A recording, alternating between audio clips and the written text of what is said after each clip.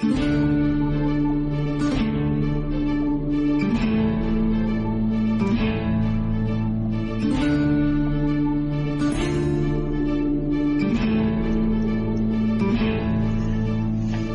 now, all you mangy dogs. Swab the decks and hoist the sails. The guns on board be needing some proper manning. Pieces of 8 and a fine wench on your arm. If your work be not too shoddy. Be careful not to flounder too badly, though, or you may have to dance the hempen jig as we see you to Davy Jones. Jeffy, my boy, on with the show.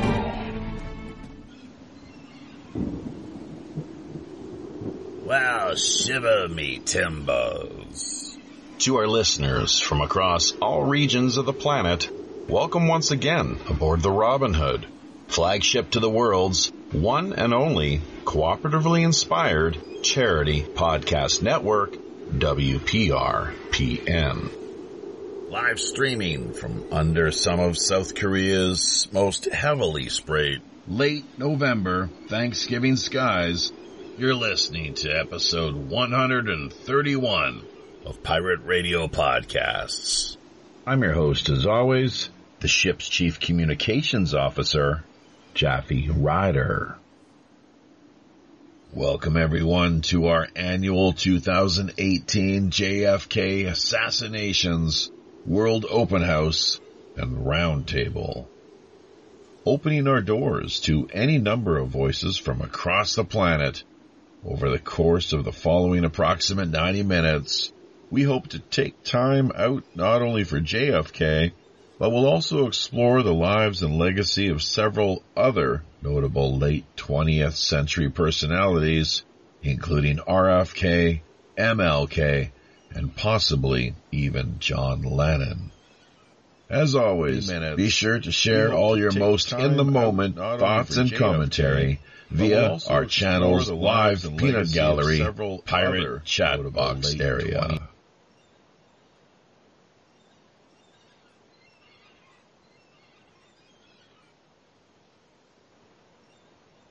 Well, we almost got that introduction off to a pretty clean start, all except for when things kicked in there right at the tail end, unfortunately. But welcome, everybody, to our 2018 JFK Assassinations World Open House and Roundtable. We're going to do our best here over the course of the next 90 minutes or so to perhaps traverse a little new ground, if that's at all possible.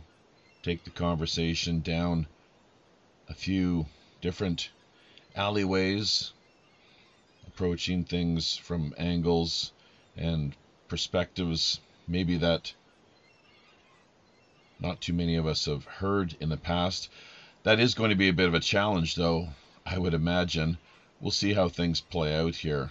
And the focus, once again, not simply just on JFK entirely, but also very open to looking at things from a broader sense and context as far as the nature and phenomenon of assassinations, how they manage to impact the world of politics and act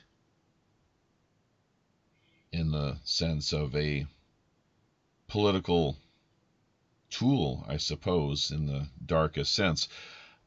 We have a lot of activity already taking place over in the Peanut Gallery chat area. That's where we had that tail end interference with the introduction. The stream started to kick in over there. Great to see a lot of people dropping by and joining us via that part of this week's stream and presentation. On top of things, we have also got none other than Robert Morningstar dropping by and join us here in the Skype chat group area, WPRPN, along with Kaiser Schuff. We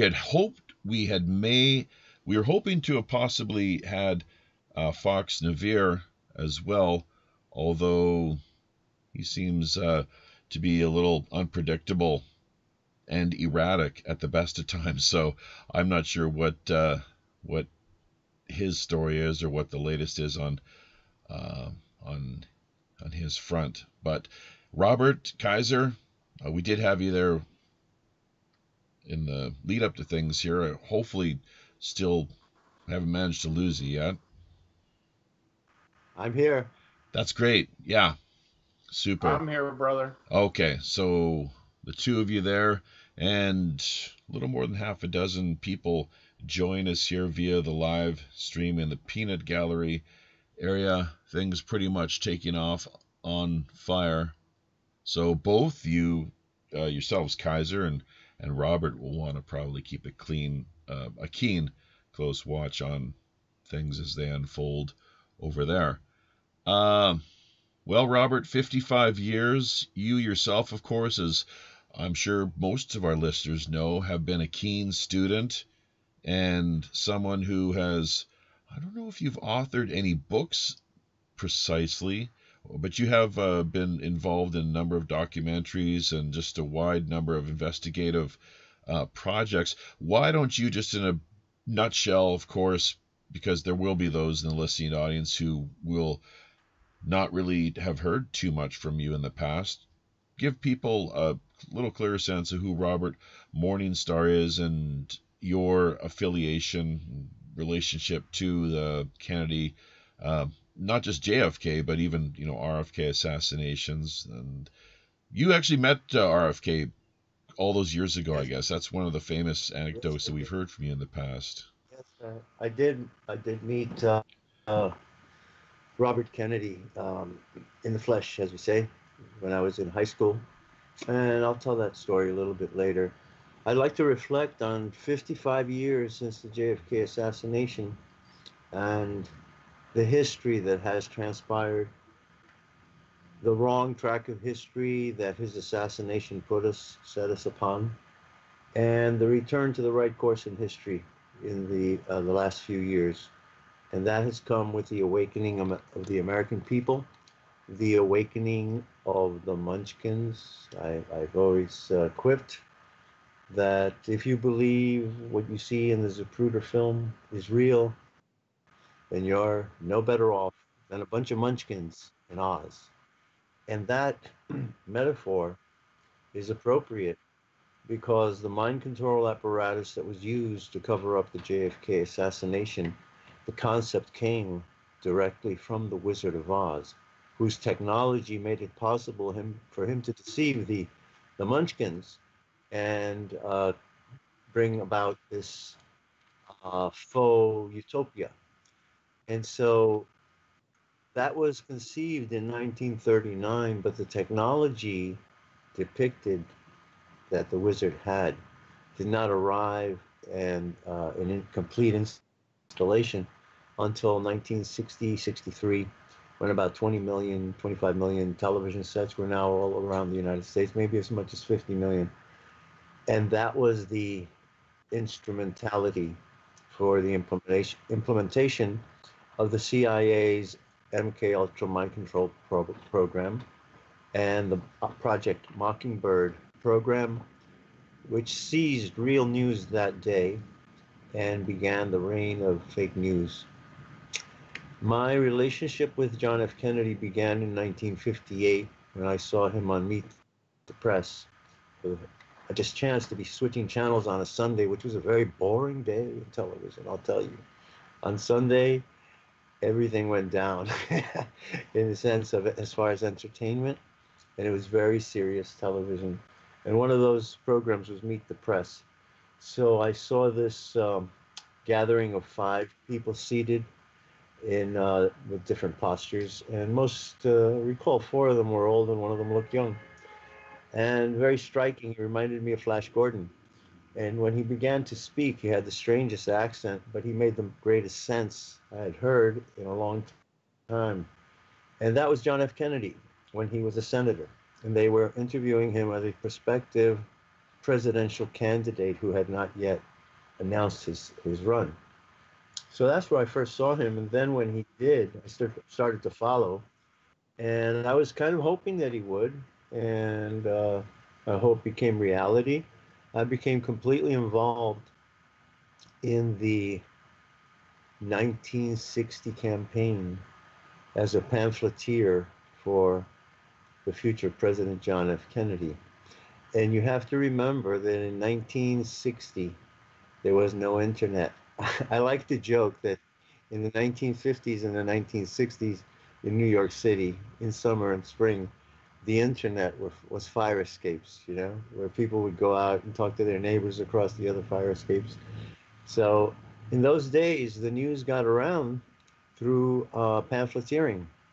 So an office opened, JFK office opened on the west side, and I started to hang around. And the mystique of PT 109 and the heroic story of the loss of the PT 109 under Kennedy's command when it was cut in half by a destroyer, cracking his back, by the way, and crippling him for the rest of his life. A little known fact in those days. So I latched onto the myth and the legend of John F. Kennedy and the persona of John F. Kennedy. And for some reason, I always looked upon him and felt when I heard him speak or saw him moving, uh, I felt a kinship with him. That's all I can say. And I think that that was contagious. There was the aura of the common man, which reached out and touched everyone. And it was very uh, appealing, I must say, and very different than every other politician that we had ever seen. Very much like the last few years, but a little bit more charm and a little bit more wit and a projection of vitality. There were two words that President Kennedy used all his campaign and thereafter, and these were called vim and vigor. We all know what vigor is, but we don't know what vim is because there isn't that much vim around in the depressed state that America's been in for the last 55 years. But vim and vigor, vigor is your vitality, but vim is an excitement of your willpower, your intention, your willpower to achieve through vigor the the quest, achieve the goal for which you're working. So everything was kind of positive, you know. And I had the feeling that the country wanted to be young again. I looked at all the presidents before him. Nixon, oh my God, I look at Nixon, and that mug really turned me off. I could read Nixon's body language as a boy, and I would echo what President Kennedy said about him after they had the debate. He said, I can't stand Nixon. Nixon's a man who's uncomfortable in his own skin. And that's because of what he was involved in, of which I'll describe some of those things later. So anyway, the now pamphleteering in those days, I live on the west side where most of the buildings are 12 to 15 stories high and have 10 apartments on a floor. So imagine I had to go up and down winding stairwells with tons of pamphlets and slip them under every door. And when they were opened, I'd say, please vote for Mr. Kennedy, Senator Kennedy, and that kind of thing. So, of course, he appeared on the West Side around Halloween time, the Friday before, and I couldn't go out because he came too late. And he had a habit of showing up really late at his rallies. So I missed that one, but I saw all of his press conferences. I saw his inauguration. As a matter of fact, one of the reasons that my educational career took the course that it did was that I was forced in grammar school to represent my school in a debate and oratory contest. So I chose oratory. And the first year of my oration, uh, I decided to do George Washington's farewell address. So imagine this is seventh grade. Okay?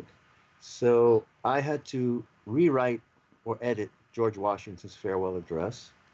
and memorize it and deliver it. I had to turn it into a 5-minute speech, and I flubbed in the middle of the first one. I forgot the speech because it was such stilted English of this, the 1700s. It was really rough. Then I went again and I got through it. The next year, I decided to do President Kennedy's inaugural address, and I delivered that, and I did very well. And I say very well because that oratory contest put me in the spotlight in this league of schools, which was the elite Catholic prep schools of New York City. And I applied to Power Memorial, where the contest was held, and much to the surprise of the nuns, I was accepted. And not only was I accepted, I received a scholarship to go to Power Memorial. So that's how I made it through the school. The school you had to pay, parents had to pay.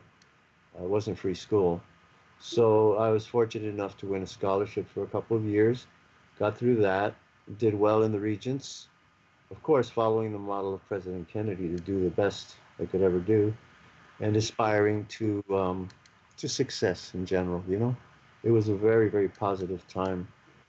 So I went to Fordham University, and that was later after high school. But the turning point that we're talking about 55 years ago was the assassination of President Kennedy. At the pinnacle of his career politically, he was extremely popular, and he appeared to be a shoo-in for 1964. And then he was taken from us and just ripped out of history. And the nation became old. And I remember seeing Lyndon Johnson leading the funeral parade on the following Monday and feeling such deep sadness, but a deeper sadness that the nation had grown old, that we were watching this old man who had a lot of baggage. I could see it. As I said, I could read Richard Nixon's body language. It seems to be a gift that I've had since childhood, having been raised in nature.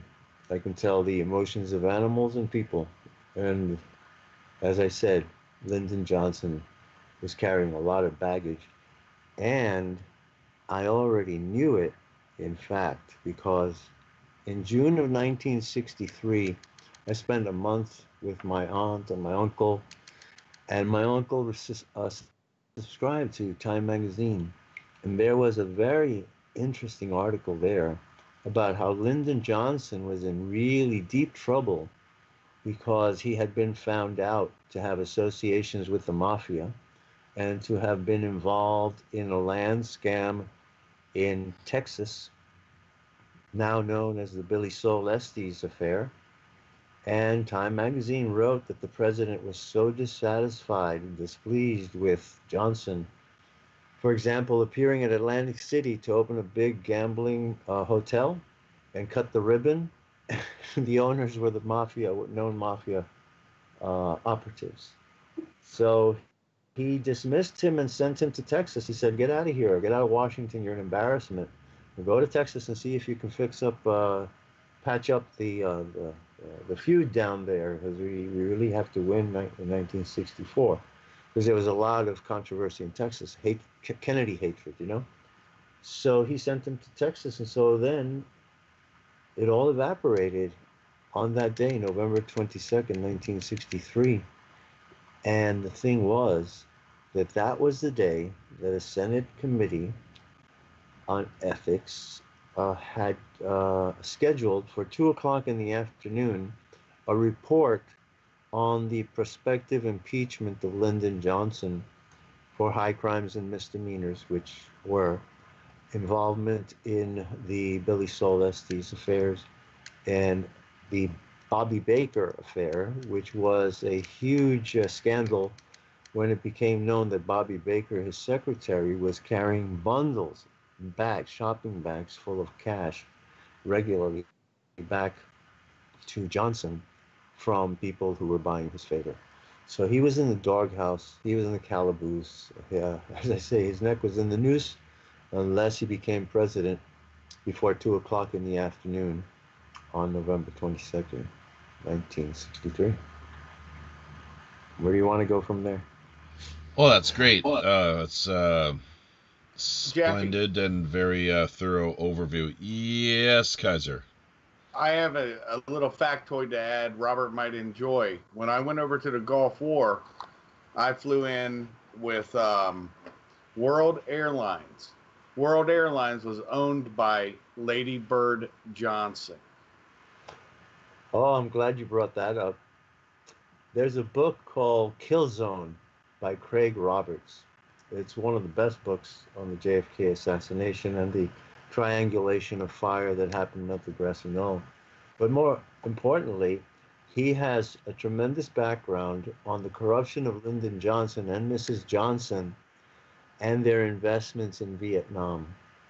You see, what happened is President Kennedy in 1963 sent Johnson over to Vietnam as his representative to assess the situation. And Johnson got connected through that with Ambassador Henry Cabot Lodge, who had been the vice presidential candidate with Nixon in the election that President Kennedy stole. No bones about it, folks. President Kennedy stole the 1960 election, and thank God that he did. Because if Nixon had been in the White House when the Cuban Missile Crisis came, we might not have survived the nuclear war. So I would agree wholeheartedly with you. Yeah. He was the last great Democratic president, and I say Yes. that, and you know my politics, but he today he would be considered Trump. He'd be considered a Nazi. You know what I mean? Right. Kaiser, I don't think we've had much of an introduction from you, so there might be a few of the listeners, people out there in the wider audience who aren't familiar with your background. Why don't you provide just a brief sketch, an overview, and from there, well, and then add to it, of course, what is your interest and background? Why JFK? Why the interest? Well, I didn't really have an interest in JFK. I think you were the one that, when I met you originally, because of conspiracies that are actual conspiracies that I saw while working in the government. My background, I started out in the Army at 17, went into the Marine Corps at 20, went to the National Guard for another 8 years, fought in the first Gulf War, went to a couple different federal agencies where I worked, did my job. Not going to get into that now. It's irrelevant. But having had that experience, as I contracted also, I started researching and looking at things. And remember, a conspiracy theory, that was designed because of JFK's assassination. Anybody who questioned the media narrative was a conspiracy theorist. And they're still doing it to this day. If it's a media outlet that's not approved by the globalists or the powers that be, everybody's a conspiracy theorist. And they weren't prepared for what's happening now. Remember, the future is the past. You have to remember the past and know what the future will look like. And I see parallels in this day. That's about pretty much my introduction, brother. You asked me to introduce myself, and actually I introduced my relationship with Kennedy. But so I'd like to say that he did inspire me to higher goals and vim and vigor in everything I try to do or attempt to do. And so I went to Fordham University and I got my degree in psychology. And while at Fordham University, I was recruited into a U.S. Navy Office of Naval Intelligence, IBM, liaison with CIA research program in the development of artificial intelligence. And so I engaged in this experiment, which involved electronic devices and headbands and computers, so they could map my brain to map the brain voltage, brainwave functions and neural networks, and program them into a computer so that a computer could learn to think like a human being. But like the fellow in the movie Forbidden Planet, who put on the gadget that the Krell had made, it also had an effect on me, in which my brain power was boosted quite significantly by this electronic device.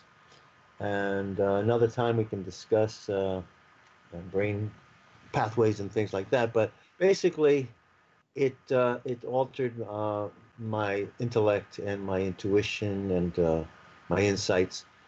And then I pursued my own course in parapsychology, and that led me to study all forms of psychology, world psychology, and Chinese psychology in particular, and the paranormal, the development of paranormal, or so they were called then, paranormal powers of the human mind. And I sent my course through Tai Chi for years. I researched human body movement, human body mechanics, kinesics, proxemics.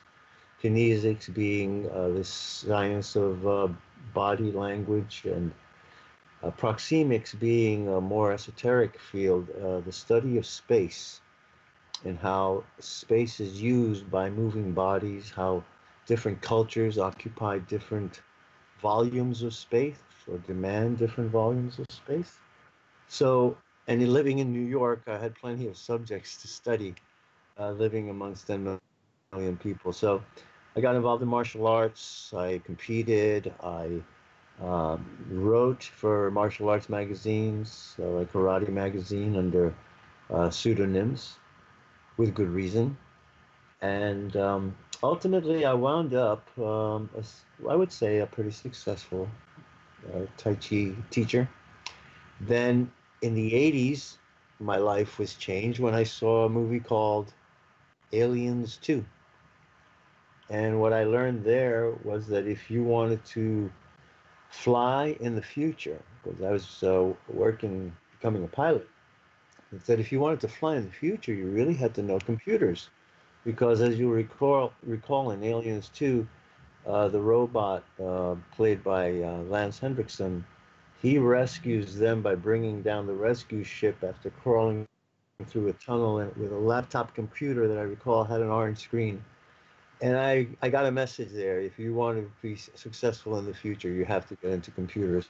So I began my computer education. And a few years later, I started my own computer company.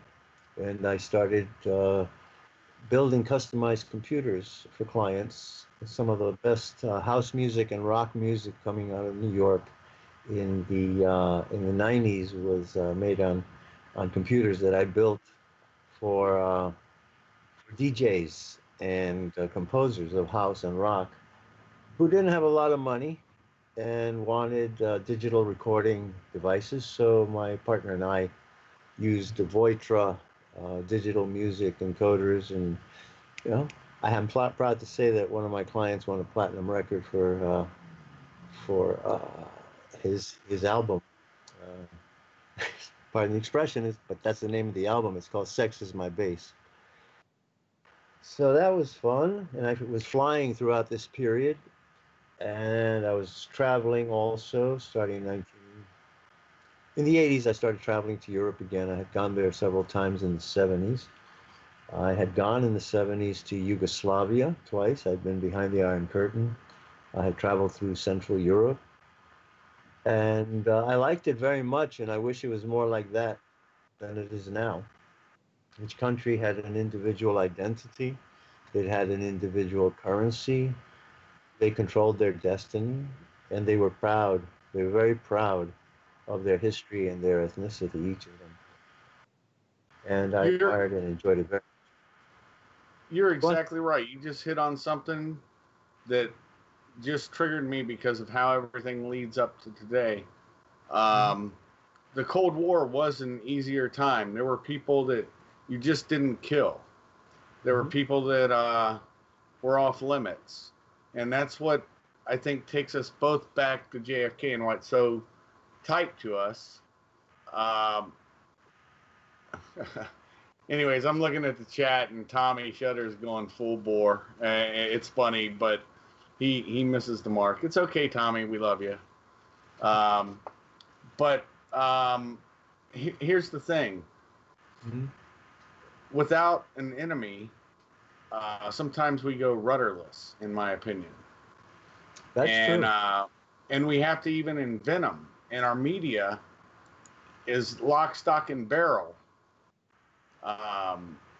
in the can for false flags. And of course, some people will never believe in a false flag, but I've seen them work. I've seen what they do, and I'm sure you did too, Robert, when your naval days. And the Cold War was good with false flags, but we've been doing it to ourselves. And before people say stuff, what they forget is that evil is real, and evil does not have a party. And that's all I have to say on that, brother. I'd love to hear you expand on that. Well, you're right. You know, this odyssey in which I've engaged my life for the last 55 years has actually been an escape from a prison that was imposed upon my mind and my body, my soul, with the MK Ultra program that deceived the whole world. The worst thing that ever happened to this country was the Warren Commission report. And the hypnotic spell that was cast upon the population to fool us neurolinguistically, to hijack our perceptions. I'll explain what that means in a second or two when I start to talk about the Zapruder film. But I was a dupe, you know? I was a dupe of this mind control apparatus that exploited my patriotism and that of every other American in that critical moment to hold together and adhere to the deception for what we thought was the greater good. We believed the big lies out of patriotism. And it's a stark example how our own good feelings and our own patriotism can be used against us, to deceiving us and redirecting our energies to the wrong target.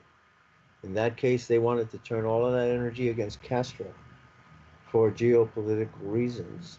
They wanted to give themselves a cause for war. But the American people were not stampeded, as President Eisenhower said when he made his statement on the assassination of President Kennedy. But what happened was that we conformed to accept and to be obedient and to believe the false history that was being written minute by minute, real history being expunged minute by minute for those 3 days and then forever thereafter. So I was a dupe, and I went along, and I was gung-ho, and, you know, they made us believe that President Kennedy wanted us to go to Vietnam, and that it was keeping with his wishes that we defend Vietnam against the communist domino theory, of the communist domino effect that would come if Vietnam fell. Yeah. Right? So I was duped then. I was duped by the Gulf of Tonkin incident, right? They told us that PT boats had attacked a U.S. destroyer and fired torpedoes at it, that it had evaded them, and that was fake. And subsequently, they drew a real PT boat attack the following day or day after, and thereby justified the air war and the bombing of Hanoi. And I was gung-ho, let's go, let's do it, let's get it over with. Except for one thing. They wanted to get it on. They didn't want to get it over with. And they began lying to the nation as to the real purpose of being in Vietnam. And I return now to the point I was going to make about Lyndon Johnson in Vietnam. As President Kennedy was trying to extract himself from Vietnam and learn the real situation, he sent Johnson there to assay the situation with the Diem regime. And when Johnson was there, he got connected with all the power in Vietnam. And he seized that opportunity and began to invest in Vietnam through Lady Bird Johnson. And Lady Bird Johnson bought vast tracts of land in Vietnam, which were later leased to the United States Army and the United States Air Force to build bases and Air Force bases and Army bases and depots. And Johnson grew very rich. Well, he proposed to grow rich in Vietnam until he heard that Kennedy was going to pull out. So if you read this book, Kill Zone by Craig Roberts, you'll get a lot of information on how vast the investment of Mrs. She was the landlord. She was the landlord for most of these bases that were built by the U.S. Military in Vietnam. Then there is the contract to dredge Cam Ranh Bay. Cam Ranh Bay in Vietnam was a shallow bay. And so they brought in Brown and Root before it became Brown and Root and Kellogg. And they dredged the Cam Ranh Bay, made it a deep water port, and got a $5 billion contract over the course of the war for that. Yeah, Kellogg, Brown, and Root. Somebody Yes. said something about my first war was the Gulf War, protecting the Kingdom of Saudi Arabia, Tommy. And you make some good points. But you also have to realize that I've lived there. I know what went on, and I know what went on under Obama. I know what went on under Bush, and I know what went on under Trump. And I understand it. And I'm able to bash all of them equally, because you forget that CNN that you so love was the one who promulgated the false babies getting thrown into the streets and what do you call those? The warming things they put babies in. My son even was in one. I can't think of the name of it. Well, Bush Incubator. Senior was more than happy to jump on that bandwagon and promote that whole theory as well too. But that's really not what we're here to talk about today. We're trying to keep the focus strictly on JFK, his brother RFK as well too. Maybe even a little bit with respect to MLK, and I would like to even maybe get a little bit into John Lennon as well too, because I know a little bit about that assassination, in particular regarding the doorman Jose Padermo, which Oli, I think Damagard has gone into in some detail with respect to the Operation 40 angle in particular, which I think maybe Robert could speak to a little bit. I'd like to hear a little bit more about that. My point was, what I was trying to get to was everything, the future is the past. We're not doing anything new. There's nothing new under the sun. And I thought that was well to bring up. Me and Robert had a good discussion today, and we can go all the way up to modernity at this point, because there is a key from JFK on. Something drastically changed in America, brother. Yeah, very few people would dispute that, of course. Go ahead, Mr. Morningstar. Well, perception was radically changed. And you know what? A bifurcation in American consciousness. It was split in two. And the nation, we split into two groups: those who accepted the Warren Commission report and its findings, and those of us who rejected it and said, that can't exist in my reality. That doesn't make any sense, But that was a very few and far between, because most people didn't read the reports. We got fed what the mass media was filtering, propping up the single gunman theory, hiding the evidence of multiple assassins and so on, hiding the role of Officer Tippit, for example, in the assassination, hiding his picture for 30 years, releasing only one photograph of Tippit, who was 39 when he was killed, and the only photograph that he released was one of him when he was about 26, taken in 1952, where I say he looked like a surly Elvis Presley. He's got a cowboy shirt, his hair slicked back, and his head is cocked, and he's kind of looking surly,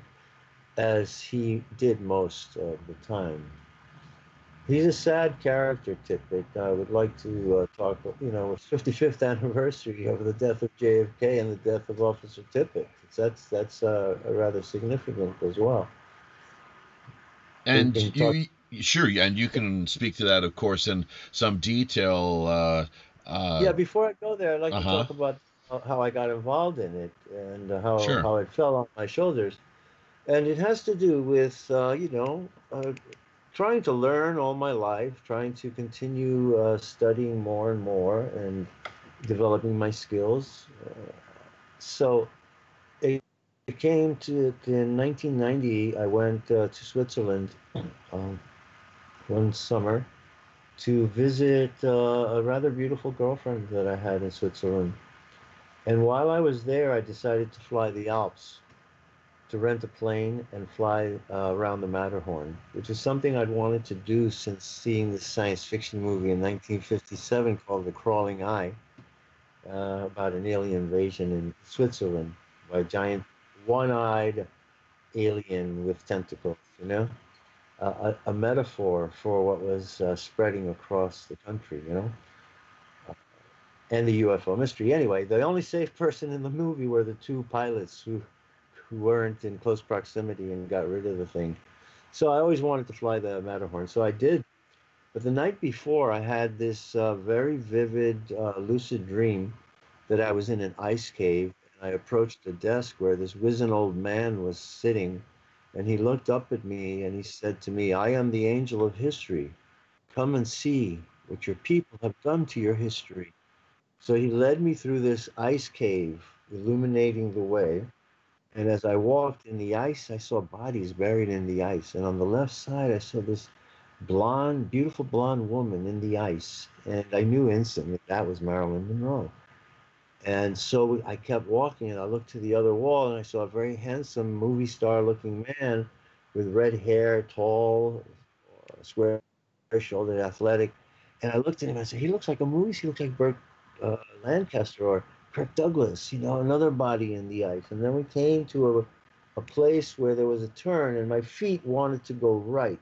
The natural floor of the cave made me feel that I wanted to walk right. But I saw there was an obstruction there and no passage. So I just turned and followed the angel who was leading me to the left. And as we were going, the cave got smaller and smaller and narrower and narrower. At a point, we had to start to crouch to get in, and he kept lighting the way. And then he led me to the very end of a dead end of the cave. And he said, look at what your people have done with their history. They have led you to the end of humanity. You must go back and tell them. So then we backtracked through the cave. And we came back to that fork where my feet wanted to go right, but we were forced to go left. And I looked at the obstruction, which looked like a massive boulder, which is the reason I didn't even approach it before. But this time I went up to it and I touched it. And when I touched it, it was fake. It was paper mache and lumber and plaster. And I looked up at the top and it had started to break apart.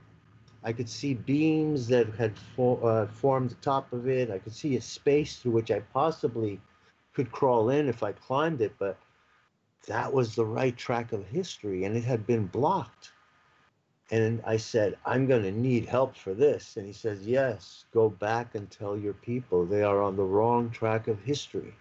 So I backtracked through the cave, and as I come out of the cave, I'm now sitting in a theater.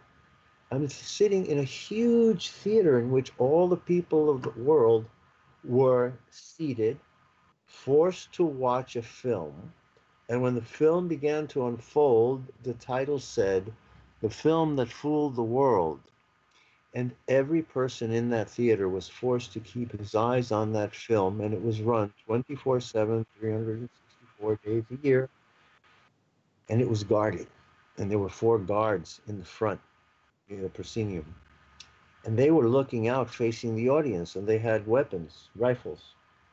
And their mission was to kill anybody who took their eyes off the screen. And I glanced to the right and I saw a man with red hair take his eyes off the screen, and this guy leveled a shot at him and blew his head off. And I realized that if we took our eyes off the screens, we'd get our head blown off. And so we were all trapped. Now, let me say this when I talk about the global theater. I looked off to the right balcony, and all the people in Asia were there, and they were all watching this film. And I looked below them, and I saw all the people of Africa, and they were watching this film.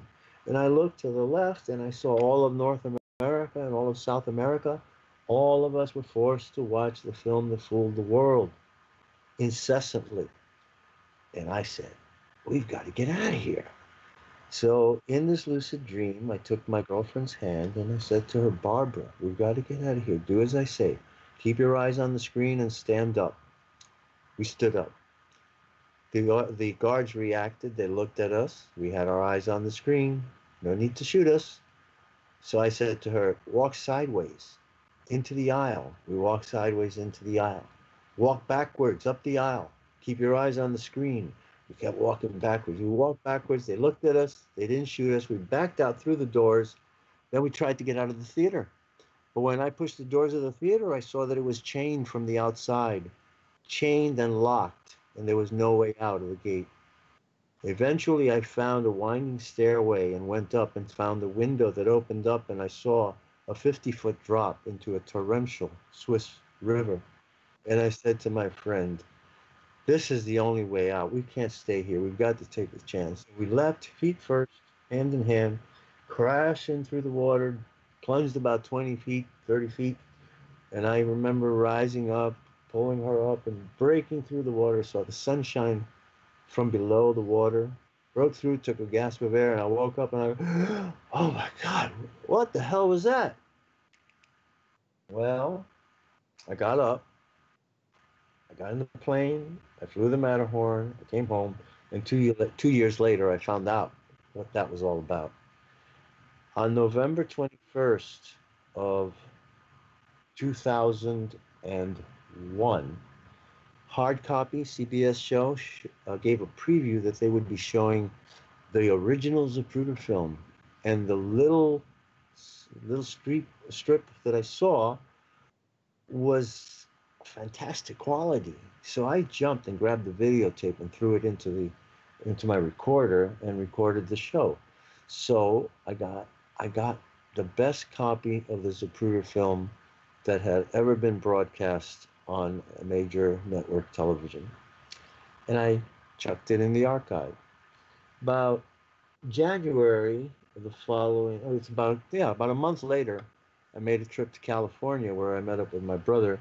And he gave me William Cooper's original manuscript, typed manuscript called The Secret Government, and pointed out that he said that the driver shot the president.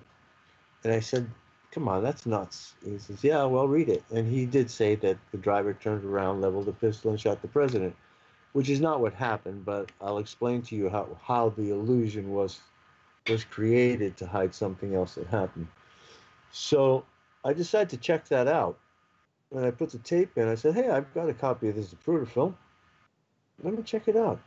So I throw it in my brand new Panasonic camcorder recorder that had frame by frame and slow motion and had a sync wheel that you could get each frame to center perfectly with no distortion or static. And I start going through it. And I start going through that scene where the driver is supposedly shooting the president. I notice he does impossible things. He's turned around looking at the president. In the next one frame, he's looking forward.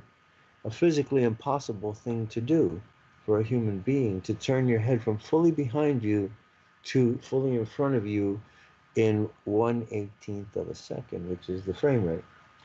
So then I decide to run it again and really put it in super slow motion from the beginning. And that's when I saw the splice marks going through. That's when I saw how the optical illusions were created. I should backtrack a moment to tell you about the very first time I saw the Zapruder film, which was broadcast by CBS around 1968, 5 years later.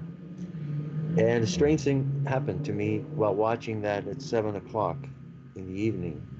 I was concentrating 100% on this because it was the first time that the Zapruder film had been shown up to the moment just before the headshot.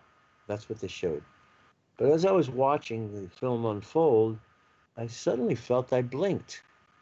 Not in my control. I felt I blinked and I missed something. There was a jump in the film, and I said, I blinked. How could I blink? That was strange. So I walked away and I said, well, luckily they show it again at 11 o'clock. So I sat in at the 11 o'clock showing of the same news and the same video report by Dan Rather. So I'm sitting there in the darkened room. I'm about 4 feet from the screen. I always like to be really on top of it, you know, kind of a cinemascope effect that I used to like to enjoy. And I'm concentrating 104%, as they said to the Challenger, you know, go 104% when it was going up. And I'm concentrating with all my might on this because I know I missed it at 7 o'clock. And blink, I blinked again at exactly the same spot. Oh man, I got sick to my stomach. There was something wrong. Something wrong with me, okay? That's how my explanation. What's wrong with you, Robert? How could you blink at exactly the same time again when you knew you blinked and missed something at 7 and you were concentrating so heavily on this? How could you blink again? You know, I might have smacked myself, figuratively speaking. And also there was a sense of disappointment with myself. I was ashamed of myself, who prided myself on my concentration and my powers of attention, that I had blinked twice at exactly the same moment, thereby missed something because I blinked. Well, brothers, let me tell you, there are many iterations and many versions of the Zapruder film because it was not an end product. It was a product that keeps on being refined. And in 1993, I found that copy of the Zapruder film that they had shown, and now I had the, the camcorder with the slow motion, the freeze frame, and the frame by frame function, and I run that film. And guess what? At the point where the car passed the sign, they didn't have the guts to show what they really did to the film, which is a guillotine cut right through the middle of the film and a really nasty pasting job with blue glue, but they didn't dare show that on television. So they covered up the whole thing with a black frame. For 1/30th of a second, they inserted a completely black frame. And that was made me believe that I had blinked. And that's what caused that strange psychological state that made me sick to my stomach, which is called cognitive dissonance. Something was wrong, you know. When two pieces of information are presented to you as true and they are irreconcilable or contradictory, your brain goes into this confusion. And cognitive dissonance is something we're seeing every day now, brother. That's right. And that's everybody's split into tribes. Yeah. Pirate Radio Podcast show number 131 here with Robert Morningstar and Kaiser Schuff holding down the shotgun position. A lot of activity over in the Peanut Gallery area. Great to see that taking off, heating up, a lot of exchange in the midst. I myself, of course, am Jaffe Ryder, streaming to you live around the world from an undisclosed location here in the South Korean, or one should more properly say just simply the Korean Peninsula. Hoping everyone is enjoying this week's feature presentation. We've got a midweek news stream coming up once again, same time slot as what we have for you right now, 8 p.m. Pacific Standard Time, 11 out on the East Coast. That's on Tuesday nights, 1 p.m. here in the afternoon in Tokyo and Seoul, 12 p.m. noon out of Manila, if you happen to be a resident of the Philippines. So, Robert and Kaiser, just any I'm not sure if you've had any chance to turn your attention or focus to what's been unfolding in the chat area with respect to any of the comments or questions that have been put forward. We've got Val asking about Robert Mueller's actual ancestry or heritage, as it were, along with a whole number of different talking points. But that's one that sort of jumped out at me. I'm not sure if either of you is able to comment. Go ahead. Well, actually, I do know just a little bit about Mueller. He is the descendant of an aristocratic Prussian military family. Yes, a disgraced house in Germany. Yeah. That's what some people have claimed, I guess. So, hashtag fact check, as I often like to say. But go to Wikipedia. Wikipedia has a biography, and they mention his heritage there.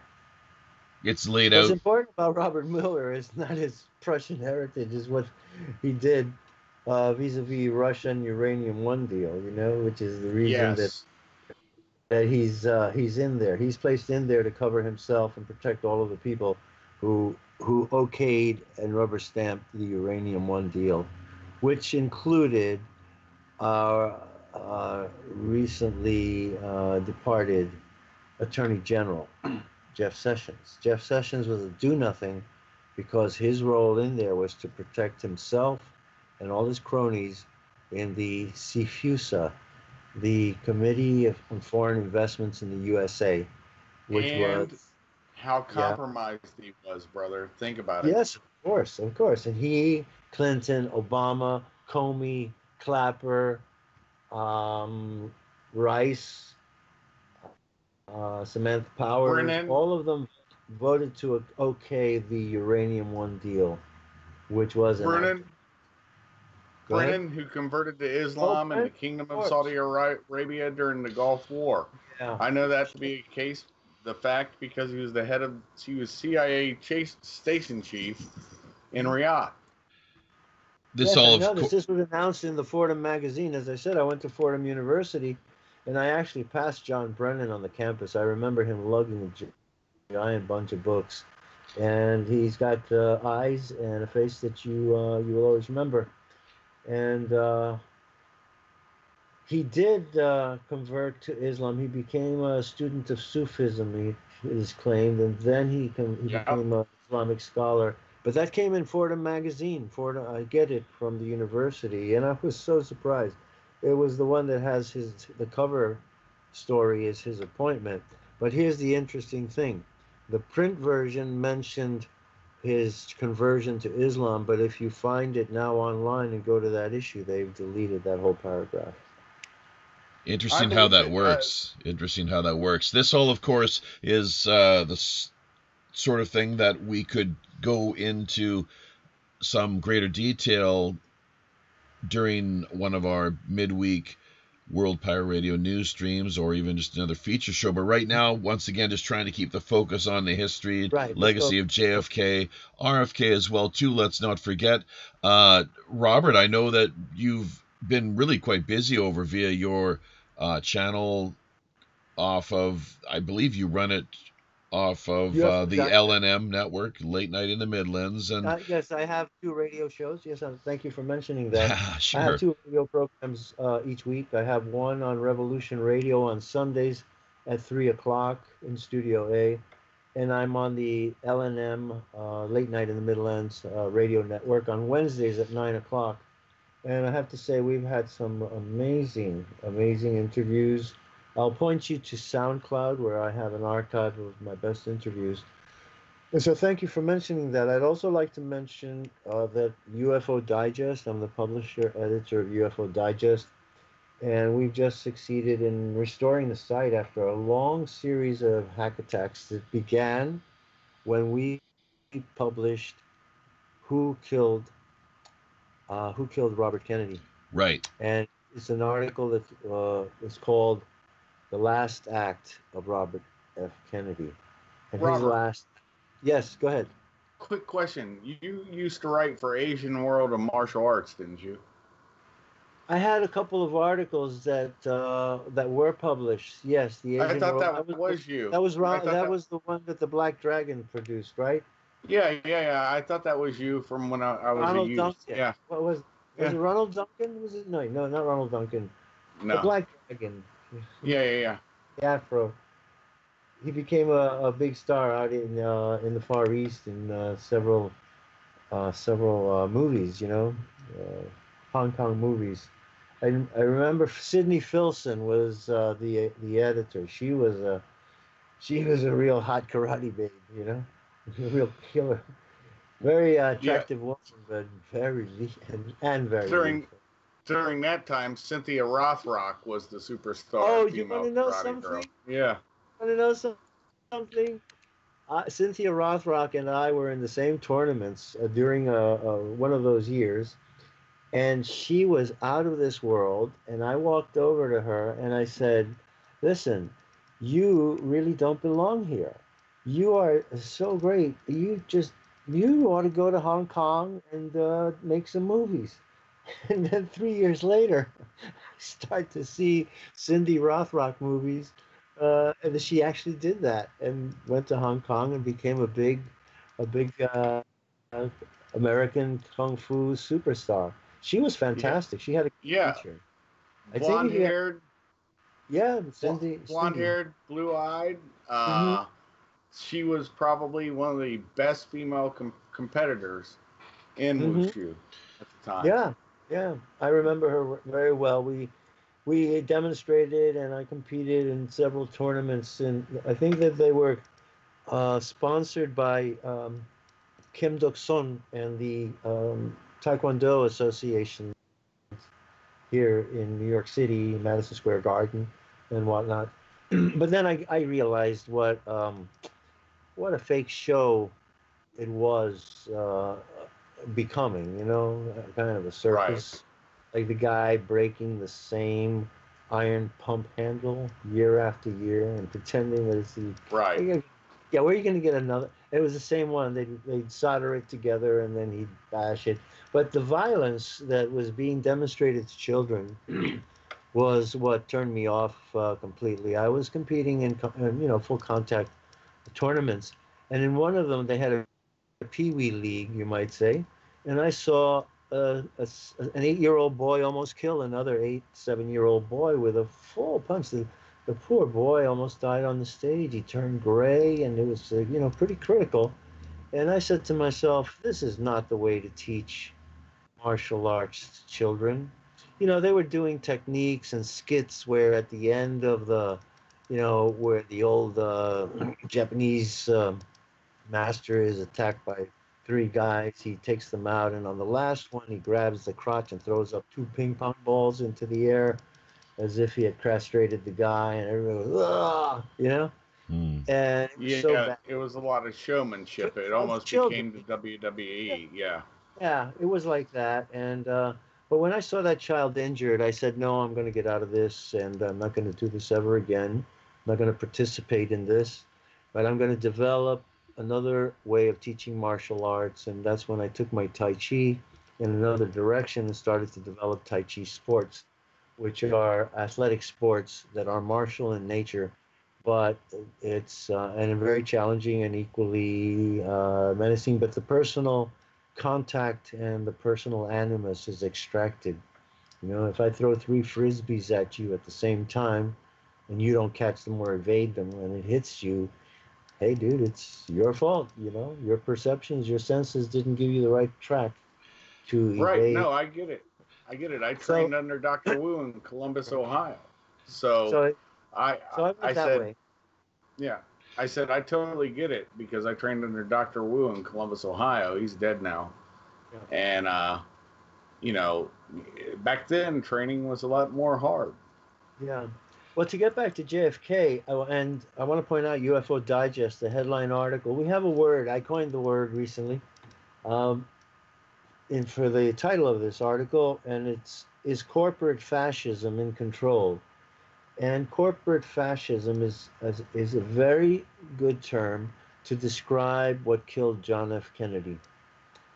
The complex of common interests in the military, in industry, the military industrial complex as it's called, in banking, in politics, colluding, proper use of the word, conspiring, even more accurate use of the word, to assassinate the President of the United States because he had decided to embark on a mission of peace.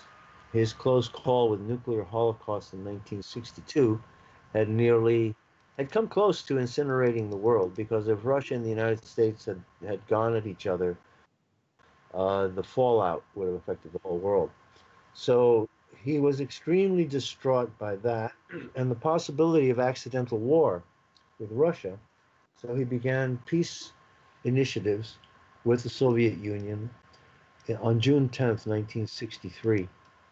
And that speech that he gave on June 10th, 1963, and the subsequent one that he gave in the United Nations, the General Assembly in September 1963, are what were inevitably leading to his assassination, because he was calling for joint ventures with the Russians, scientific exchanges with the Russians, joint ventures to the moon with the Soviet Union, and most importantly, he had directed NASA and the CIA and the NSA to review all UFO cases and to separate them into who belonged to what and what belonged to whom, and the leftovers, which were the real UFOs. And he wanted a full report because he intended to reveal the UFO reality and the alien presence to the American people after his election in 1964. So on November 12th, 10 days before his assassination, he had an exchange with Premier Khrushchev proposing everything that I've said, and especially concerned with having a committee formed between the United States and the Soviet Union, Khrushchev's staff, to exchange information on UFOs, because both leaders felt and had experienced the anxiety of having mass UFOs incursions zeroing in over their countries and thinking that they might be a nuclear attack from the other side. Yep. So this happened several times over the United States. It happened to the Soviet Union. But most significantly, 12 days after President Kennedy was inaugurated on February 2nd, 1963, there was a mass overflight of UFOs that flew over Central Europe, from Eastern Europe through Central Europe, over Germany, over France, over Great Britain, turned north, went out over the North Sea, overflew Scandinavia, headed back east toward the Soviet Union, and then disappeared. And that was construed as a mass nuclear bomber force that was going to attack the NATO nations. And President Kennedy was wakened in the middle of the night to alert him. And that was one of the first crises that he had to deal with involving UFOs. Yep. And one of the little known factoids was, without the Russians, we never would have had the SR-71. It's titanium skin. We don't have the titanium that Russia has. Right. That's a fascinating story. The CIA needed titanium to build the SR-71, and the greatest source and the best manufacturers of titanium were the Russians, but they wouldn't sell it to us. So the CIA got cutout companies in Europe and in Asia to intercede, and they bought the parts of the SR-71, or the components that would then be fashioned here and assembled into the SR-71. Yep. Very interesting story. I met a snake driver years ago that when he got out off his plane got retired. They gave him the tell, and it was in his garage. He also invented the hydrogen car. Yeah. Well, it's fascinating to live in New York, because I've climbed up the ladder to inspect the SR-71 that we have here in New York City. We have a wonderful museum. It's on the Hudson River. It's on an aircraft carrier called the USS Intrepid. Yep. A historic vessel, and now it's called the Intrepid Museum. And I encourage anyone who comes to New York who has an interest in aviation and military history to go there. They have an incredible collection of American and Soviet jets and helicopters. They have the Mercury capsule. They have a lunar lander module and cockpits and all kinds of things. They have the Concorde, and we have a space shuttle. Imagine that, all in one place. Nice. A Concorde Nice. space shuttle, an SR-71, F-86s, and in some of these you can you climb into the cockpit. They have just the cockpit and the shell, and it's quite a wonderful experience, and a lot of audio-visual stuff as well. The history of the Intrepid and its course in World War II, in Korea and Vietnam. It's a historic vessel. And, oh yeah, that's mm-hmm. true. The Valkyrie. I live 20 minutes from Wright Pat, Mm-hmm. and they have a Valkyrie there, the old bomber. Oh, that must be an awesome sight. It is. Yeah. And back when I was a kid, you could climb into the pilot's area. They would actually let you get into it. It's interesting. All these projects were initiated originally under Kennedy's rebuilding of the military. The other thing that Kennedy did, which was really inflammatory as far as the banking interests are concerned, and then the oil interests, we'll talk about that, but he asserted the power of the United States government to print its own money. And he had $1.5 billion in silver certificates printed in that last year, and he was hell-bent on getting rid of the Federal Reserve and its tyranny. Yep. He was hell-bent on getting rid of the Nazi direction and Nazi element and influence that he knew was in the CIA. And that's perhaps why he became president, His father was well aware of the Nazi connection to the Bushes, because here's something few people know. It was Joseph Kennedy who brought the charges against the Bushes to arrest them, not them, but Prescott Bush. And Dulles, the two Dulles brothers, who would later become head of CIA and Secretary of State during Eisenhower's administration. They were all rounded up by the FBI for violating the Trading with the Enemies Act. They were the bankers. The Union Bank in New York were the bankers of Adolf Hitler and the Nazi regime. And even after war broke out and it was forbidden to finance them, they kept doing it and they got caught. But FDR was afraid to prosecute. Yeah, they had power. I mean, remember OSS ties, all these white shoe boys were the guys who, and they were out of New York, you know this, all these white shoe boys, that's what started the CIA, but we couldn't get assets in, so we used Galen's organization. And, right, that's referring. Yep. And they also forget to tell you how NASA was formed. It was the same type of deal, paperclip, and we can go back to other things. But like I said, the past is the future. And as we talk today, it was elucidating. Both of us, we both know the same stuff. And you know a lot more about the actual assassination, so I'll shut my mouth. Mm-hmm. Sorry. Smedley Butler, I believe, was the one who blew the whistle Turned on everybody in. The whole conspiracy. That was earlier. That was earlier in the 30s that Smedley Butler, a Marine Corps general, was asked to become the dictator of the United States by a group of bankers and financiers. And for the same reason that he did not prosecute Bush, Prescott Bush, and the Dulles brothers, he was afraid the scandal would erode confidence in the United States government and confidence in the American system, to think that bankers were capable of thinking of a coup d'etat and trying to pull it off using the treason of a Marine general who fortunately turned out to be very loyal.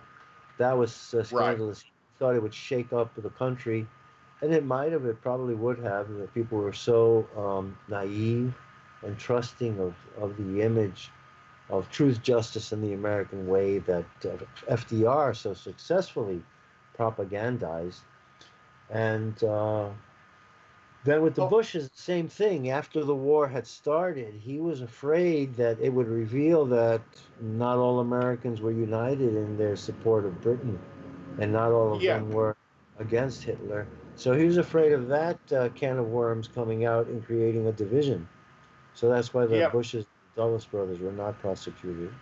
yeah. Bush, BP, which was Ohio at the time, Standard Oil and Company, during the war. So we can go a little back, and it still builds on this.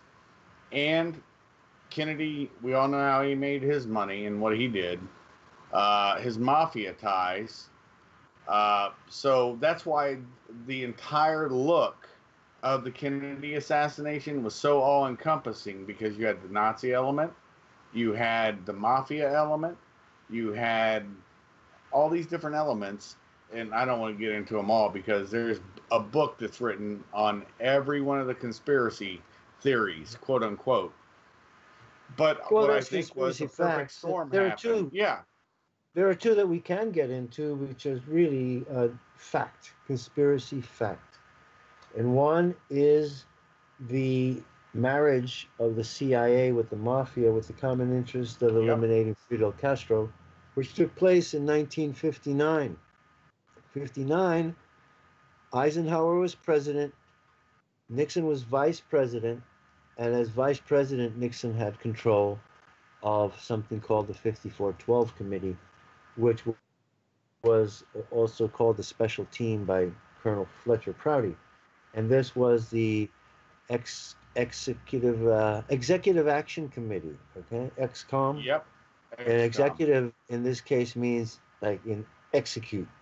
So this executive action committee, the 5412 committee, was the one that hatched the assassination plot and was assigned the mission of dispatching Fidel Castro by hook or by crook, by Yep. LSD or explosive cigar or poison or assassin with a telescopic rifle on a high building overlooking a plaza where he was to give a speech, all of which were planned, all of which failed. And so Nixon had okayed this, and the CIA went to work with it. And they assigned Sheffield Edwards, who was the number three man in the CIA as far as UFOs were concerned at that time, Colonel Sheffield Edwards. And his name appears on Yep. the same memo that refers to George Bush having debriefed the anti-Castro Cuban community in Miami. So he carried $25,000 to Santos Traficante in Miami after the deal had been arranged, starting out in Las Vegas with a mafia operative named Johnny Roselli. So Robert Mayhew, who worked for Howard Hughes, was tapped to, you know, make the inquiry and make the approach to the mafia. So Mayhew, on behalf of the CIA, approached Johnny Roselli, told him of the interest in the government to get rid of Castro, which is something that the mafia wanted to do as well, because all of the Yep. mafia's treasure, all of the mafia's treasure was left in Cuba and may still be there in some hidden archive or vault in a mountain where they stashed it. Because when Castro took over, he threw out every known mafia member, and the only thing they could take with them was one suitcase and their clothes and immediate possessions. Nothing else left Cuba.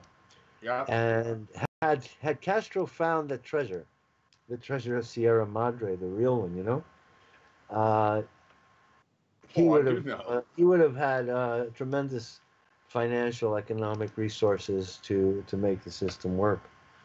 But he was There might be a reason why Gitmo exists to this day. well, that goes back to the Spanish American War. We figuratively, Yeah, symbolically I gave get that, but I'm Cuba. saying, Yeah. But the same thing, no, I get going what you're back to saying. I'm saying, false flags, yeah, the main incident, the Spanish American War was started by insinuating that Cubans had planted a bomb in the hull of the USS Maine and blew it up. And unfortunately, yep, that was not the truth, but they used it. And William Randolph Hearst, the mass media of the day used it, and yellow journalism, which is what we call fake news today, it's always existed. He fomented a fury in America calling for war with Spain, and that's how America became a global power by seizing Spanish possessions like the Philippines and Cuba and other scattered holdings across the globe, Panama.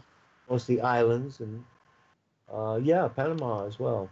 So that's how it started, and again, a fake a fake fact of yellow journalism precipitated that war, just as the in World War I, there were fake reports of the sinking of a ship called SS Suffolk, purported to be an American merchant ship in the English Channel, and it went through all the newspapers to inflame American passions against the Germans, but it actually never really happened. The one that did happen was the Lusitania.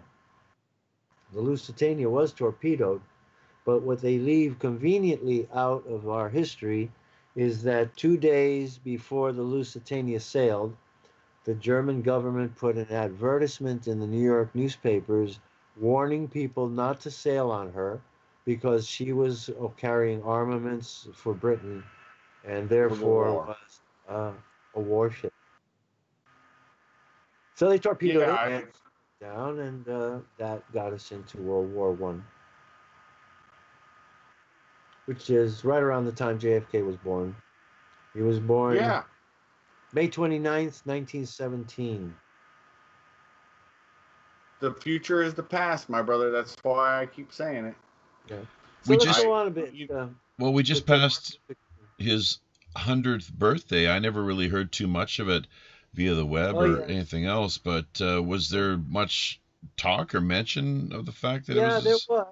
there was, but mostly in regard to auctions of his possessions.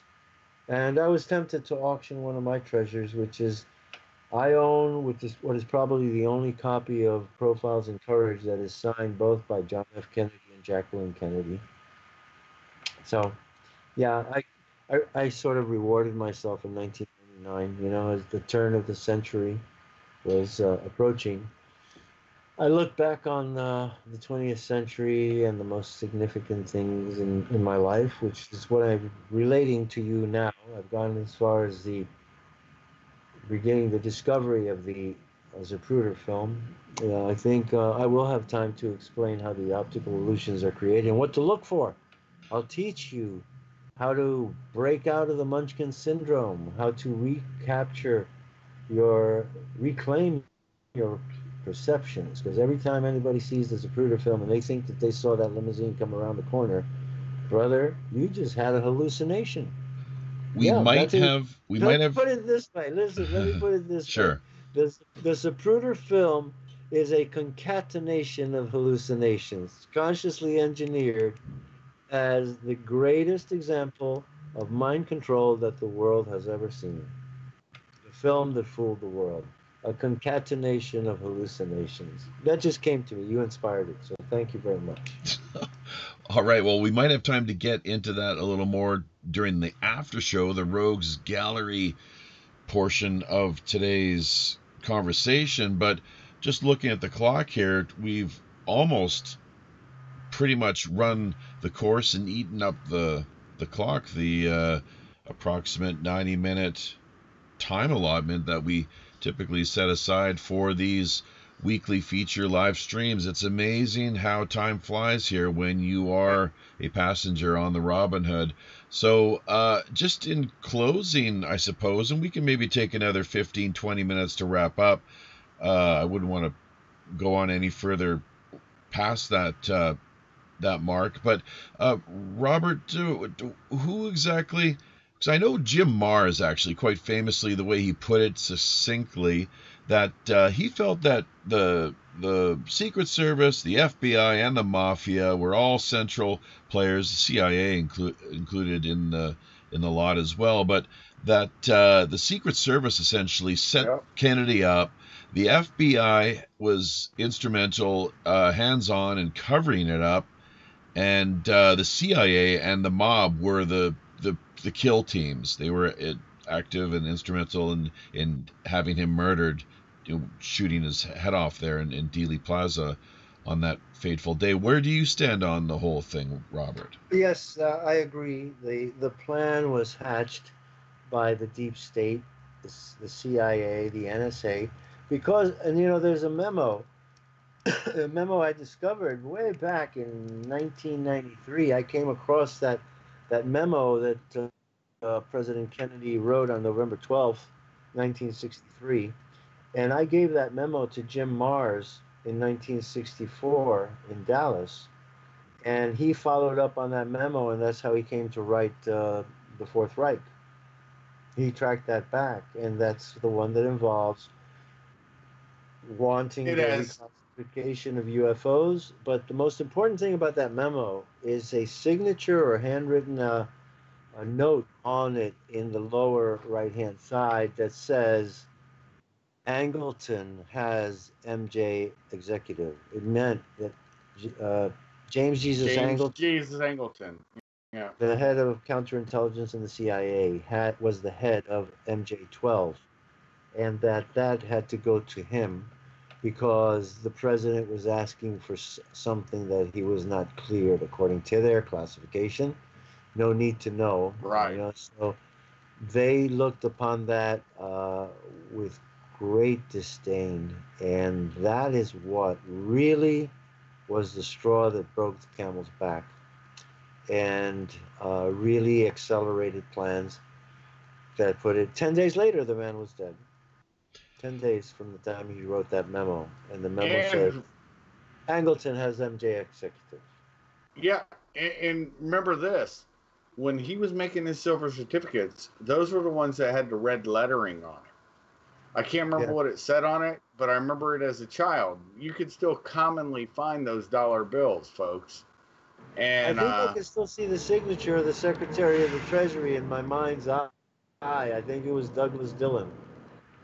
It was. It definitely was. Yeah. I closed my eyes. He had a fine signature. Most of them you can't read, in recent years, they're not that legible, but he had a fine signature. Robert, let's just back things up for a second, and just to be clear then, this is MJ-12, I believe, which was, you could maybe just flesh that out a little more for people who really aren't in the know. But how was it that this memo actually came into your possession once again, and what precisely did it entail? Just to be clear. Research. It entailed research and diving into archives from all over the place, diving into archives of the CIA, Project Blue Book. Let's see. A lot of people were leaking information at that time in the early 90s. One of the most important ones is the burnt memo. If you go to Robert Wood's website, majesticdocuments.com, you can find the burnt memo, and that was a tremendous discovery. That happened in 2007, and in that memo, they mention in code language the need to kill President Kennedy and to bring around. It refers to precipitation in Washington in reference to wet works, which is a euphemism for assassination. And it specifically names the 5412 committee, which I referred to earlier, as the agency that had to clean this up, because Lancer was asking too many questions, and it goes on through how they had to deal with him, not answer his questions, stonewall, deflect, and in the end, it wasn't working. And it says it looks like there will be precipitation in Washington and a need for 5412 activity. That's about as explicit as you can get if you know the code. Robert, my quick question, 2 seconds. What do you think about when Trump released the JFK stuff? The only thing that's redacted now are the things that shows President Bush's involvement. We're talking George Herbert Walker Bush. Right. Let's be clear about this. But they do show the picture of Hitler still being alive in Argentina next to their CIA operative. Yeah. I discovered that. I was the one that discovered that, and I'll tell you honestly. Sometimes I say Right. God works through people, but sometimes He just works through my quirky curiosity. I went to CIA.gov, right, the official CIA site, and they have an area, reading room, and I went and saw the search box, and I said, oh, what the hell? Just type in what? Okay, Hitler. I type in Hitler, and up pops up this letter, 10-page letter that was written by some Argentinian who Yep. met Hitler's entourage, two submarines and Hitler and 50 Germans, and describes how they had a mule train waiting, and they hiked 10 days into the jungle to a safe house, and how Hitler, Eva Braun, and 50 of the top Germans had made it safely. And then there was a picture purportedly taken of Hitler circa 1955 in the company of another informant that the CIA expressed some confidence in at some times, but then they have to do that hedge because one of the greatest secrets of World War II that they had to keep the lid on is that Hitler survived the war. That Hitler was smart enough to have doubles The and to kill. funniest, Listen to the, this and how similar it is to the Kennedy assassination. In the Kennedy assassination, they right, substituted the brain and the body of Tippit so that they could get away with it. right. And in the bunker, a man and a woman were killed and burned in gasoline, while Hitler and Eva Braun were in a submarine arriving in Argentina, sometime. Right.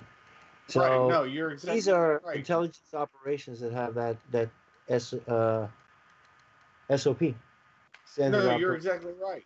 I was working for an Austrian for the Chinese once in Indonesia. And I can tell you for a fact, I went to a grave, I went to a town, and that's where Hitler died. He had converted to Islam. People forget he hosted the Grand Mufti of Egypt, or Jerusalem. I'm sorry, I don't know why I just screwed that up.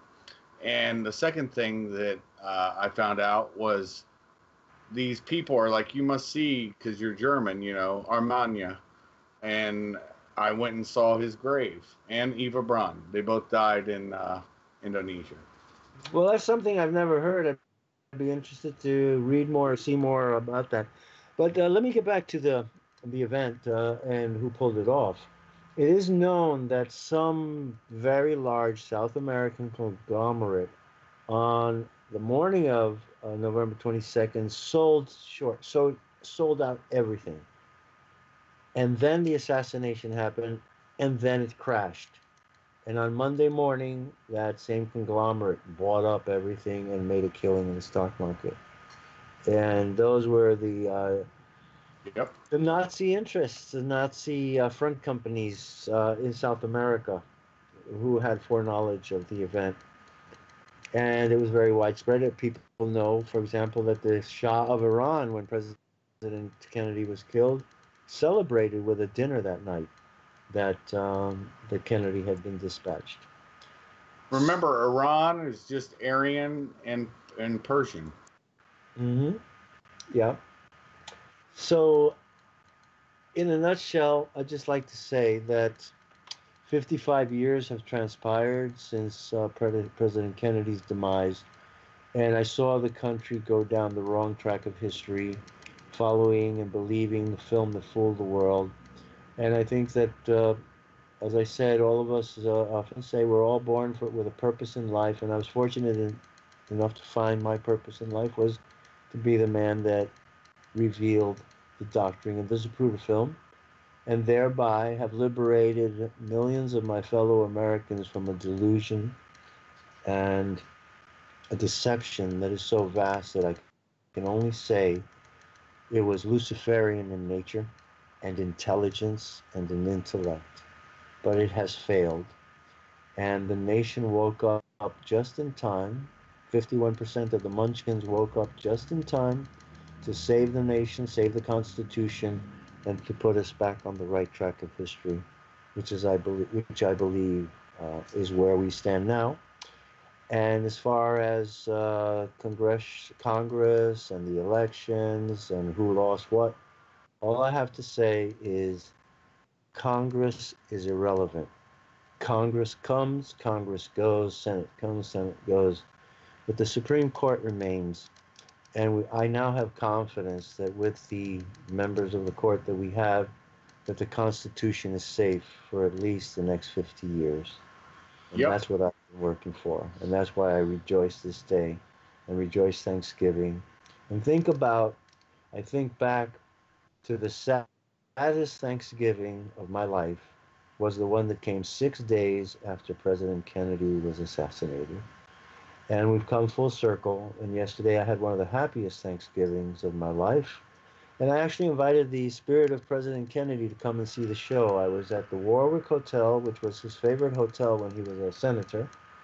And I had the privilege of being invited to a breakfast on the second floor overlooking 6th Avenue as the parade went by.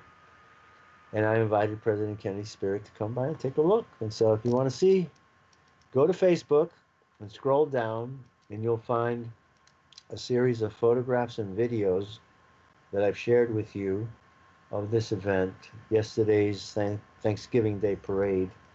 And you'll see the Jolly Green Giant and a few floats, and the end is Diana Ross as the Snow Queen.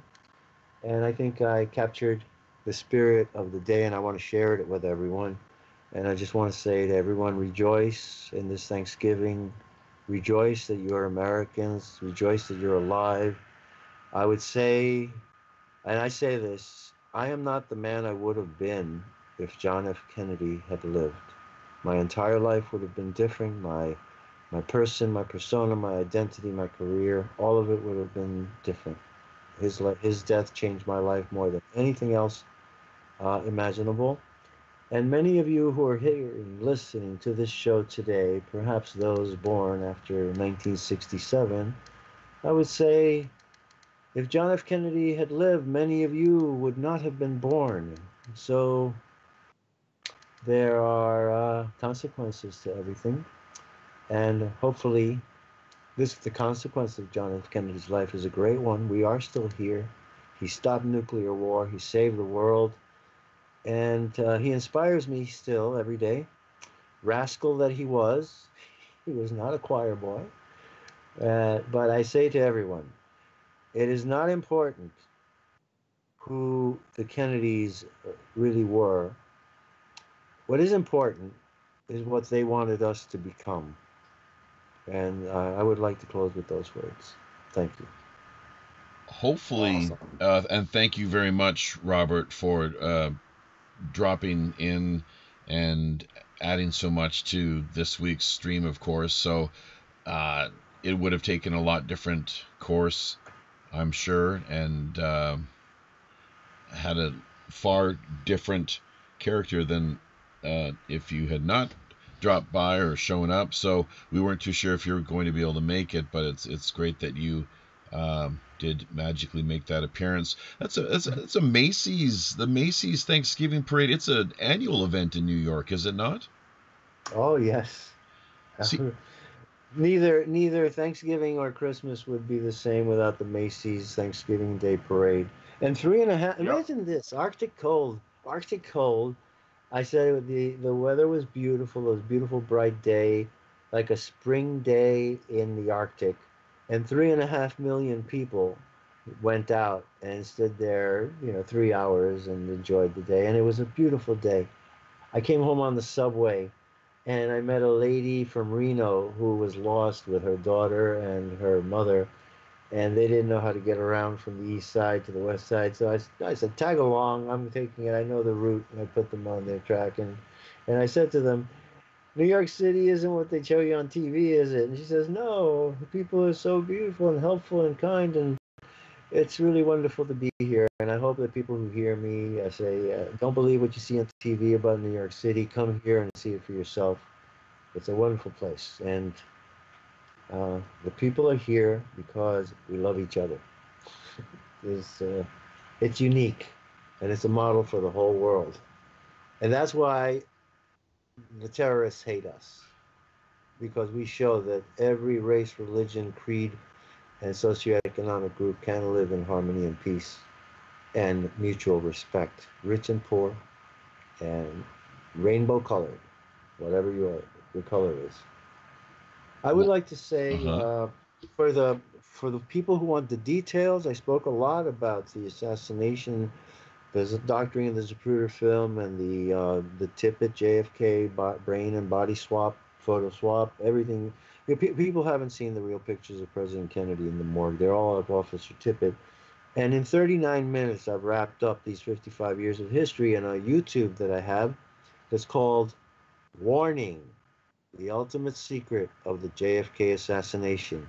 So the key word to put in is warning, because that word with the ultimate secret of the JFK assassination will bring it up as the only one or the first one.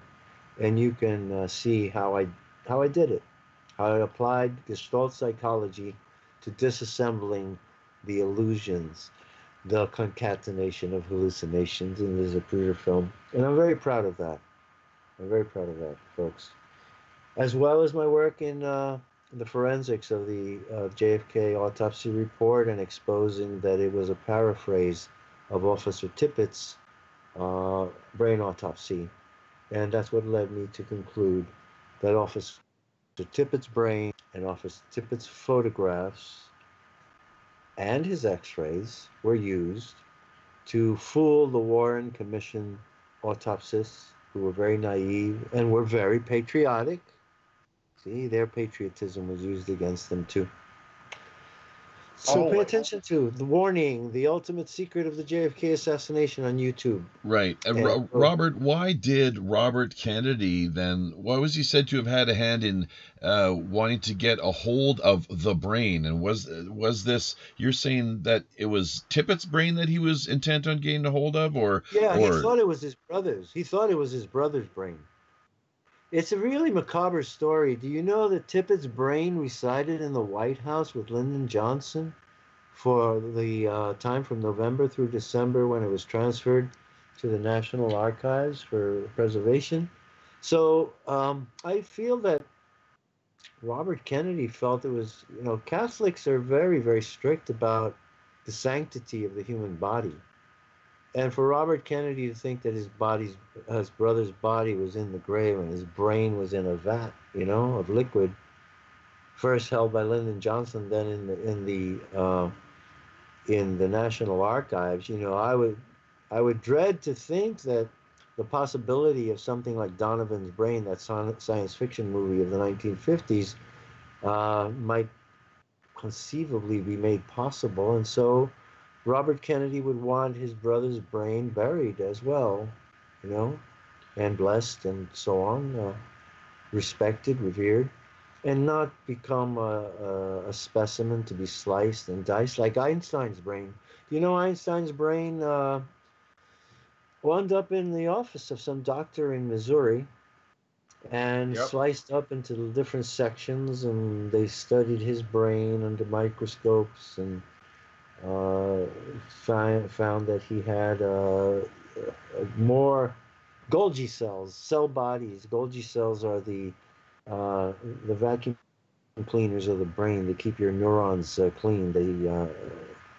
They keep it clean and polished, you might say, like the garbage dump. All the garbage gets gobbled up by the Golgi cells. So Einstein had 85 or 90% more Golgi cells. He had a clean brain, you might say.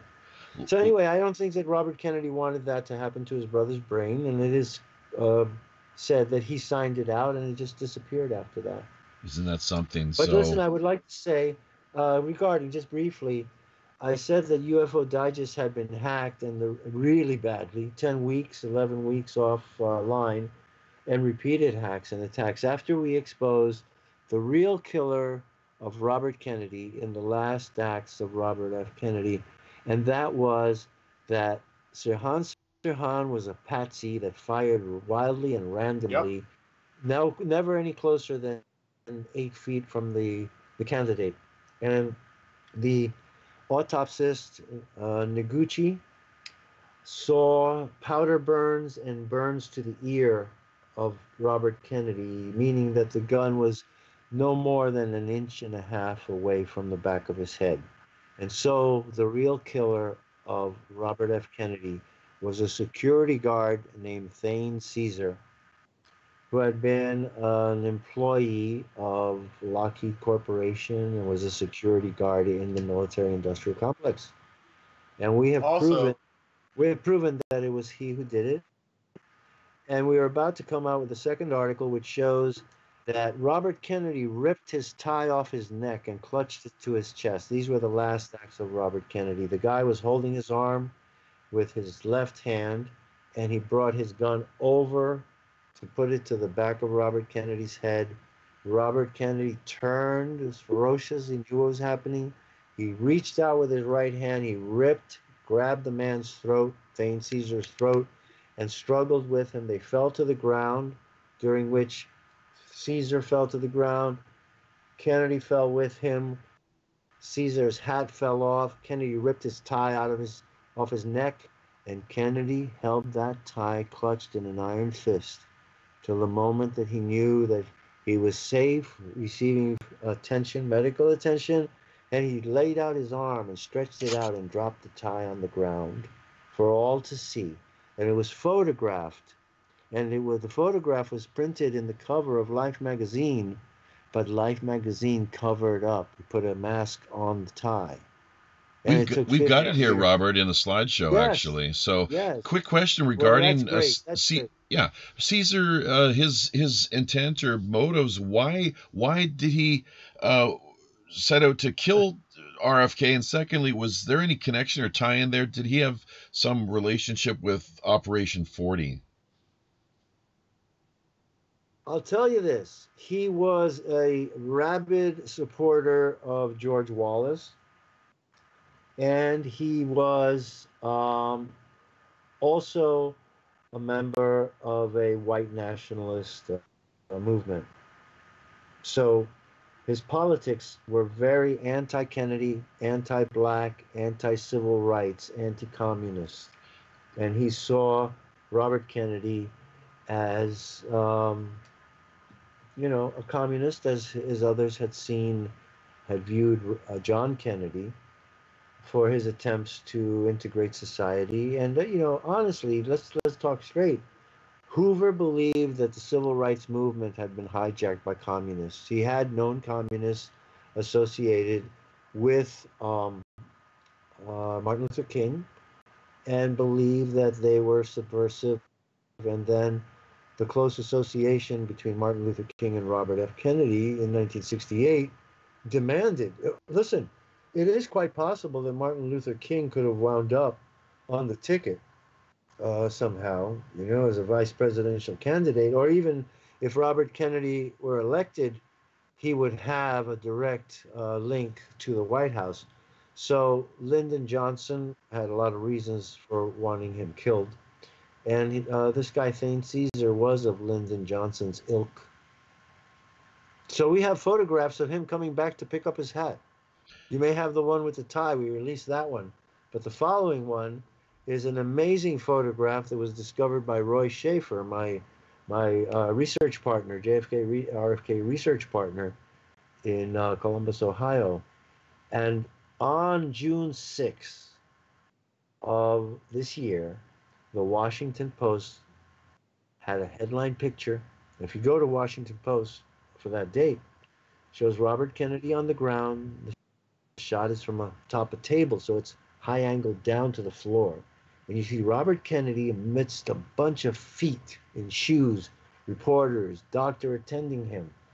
And then in the background, you will see a hand between two ankles, and the hand is reaching for a black object on the ground.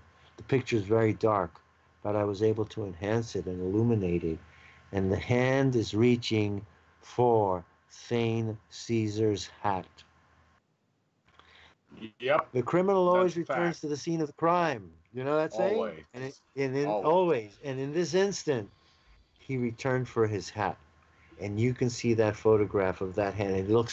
It is one of the strangest pictures you're ever going to see, because how often do you see a picture of a hand and a wrist with an ankle and a shoe? It's amazing. I'm not sure if there's any connection or tie into Operation 40. I've heard some talk regarding this whole matter. I'm not too clear on Thane Caesar's possible Caesar connection. was too young.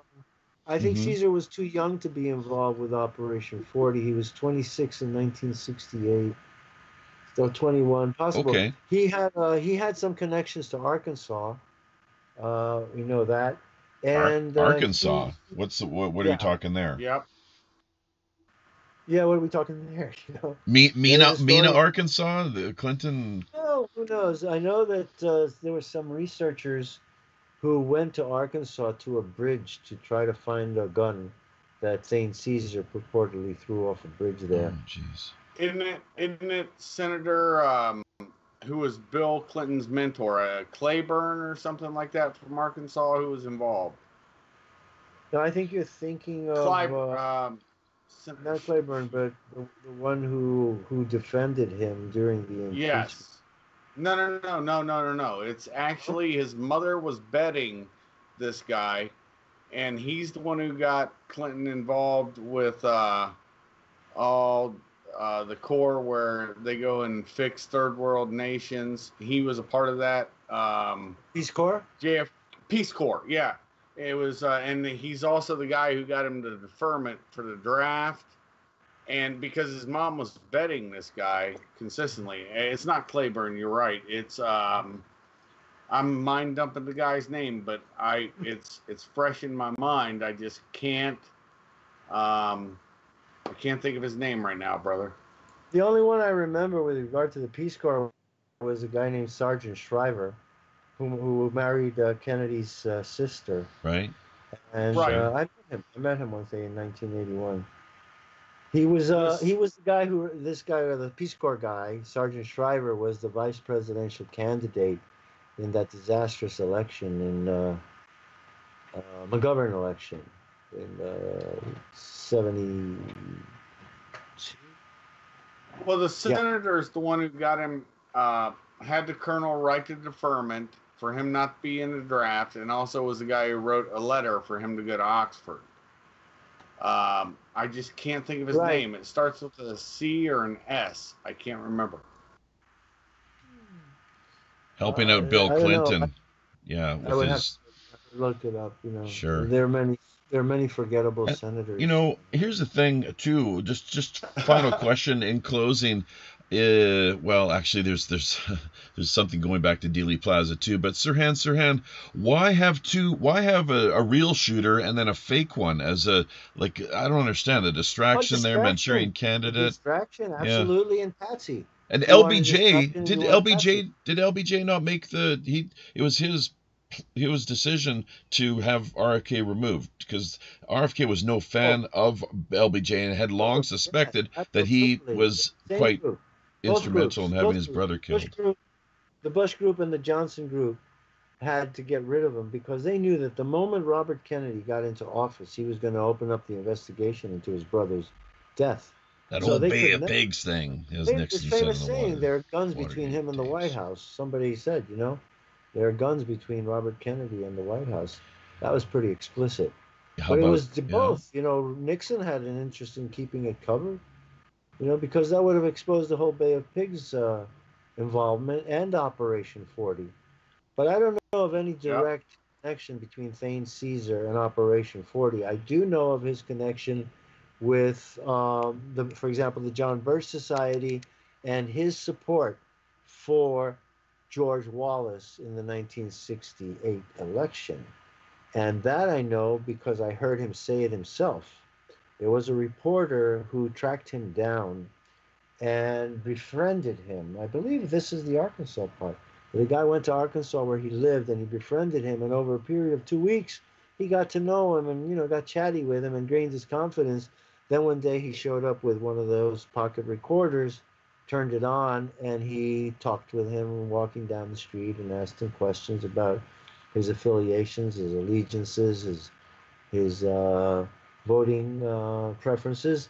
And that's when he laughed. He said, he mentioned he hated Kennedy, but he didn't, a lot of N-words, because he supported N-words and whatnot. And so then he says to him, well, who did you support in the 68 election? He laughs. He says, of course, George Wallace, of course. So that I know from the horse's mouth, Thane Caesar himself. And I know that Robert Kennedy ripped his tie off and Yeah. held it till he died, and then he came back for his hat. And then we look. It's just simple geometry. If Sirhan never got within 8 feet of him and was shooting from the front, and Robert Kennedy has a hole in the back of his right ear that burned the hair off, singed the hair, left powder burns around the wound, and left a black burn on his ear. And the autopsy says the gun could not have been more than 1.5 inches from the victim's head. Right. The And geometry tells you who had a gun, in that room. Thane Caesar had a gun. He had two, as a matter of fact. And Sirhan had a gun. But how long is an arm? About 3 feet, and a good long arm. So 2 inches, and then you holding the gun, right? 2 inches from the victim, and then put 3 feet of arm, and then make a radius. Who was within 3 feet of Robert Kennedy at that moment? Thane Caesar. And Robert Kennedy had both his arms kind of held. One guy was leading him, the manager of that section of the hotel, but Thane Caesar was leading him by the right arm. Robert Kennedy's right arm was in Thane Caesar's left hand, and he was holding him. And at the moment of the attack, Thane Caesar grabbed his hand and held it strongly to hold it down, bring the gun over with his right hand, and that's when Kennedy just turned around, took the shot, ripped the tie off, fell to the ground, and as I say, the rest is history. But Robert Kennedy knew, and he held on to that tie, and he knew that he left a message for anyone with eyes to see, and that eventually it would be seen. And Roy Schaefer saw it, and I saw it in 1997, and then the picture disappeared, and then it appeared recently in a retrospective that I found.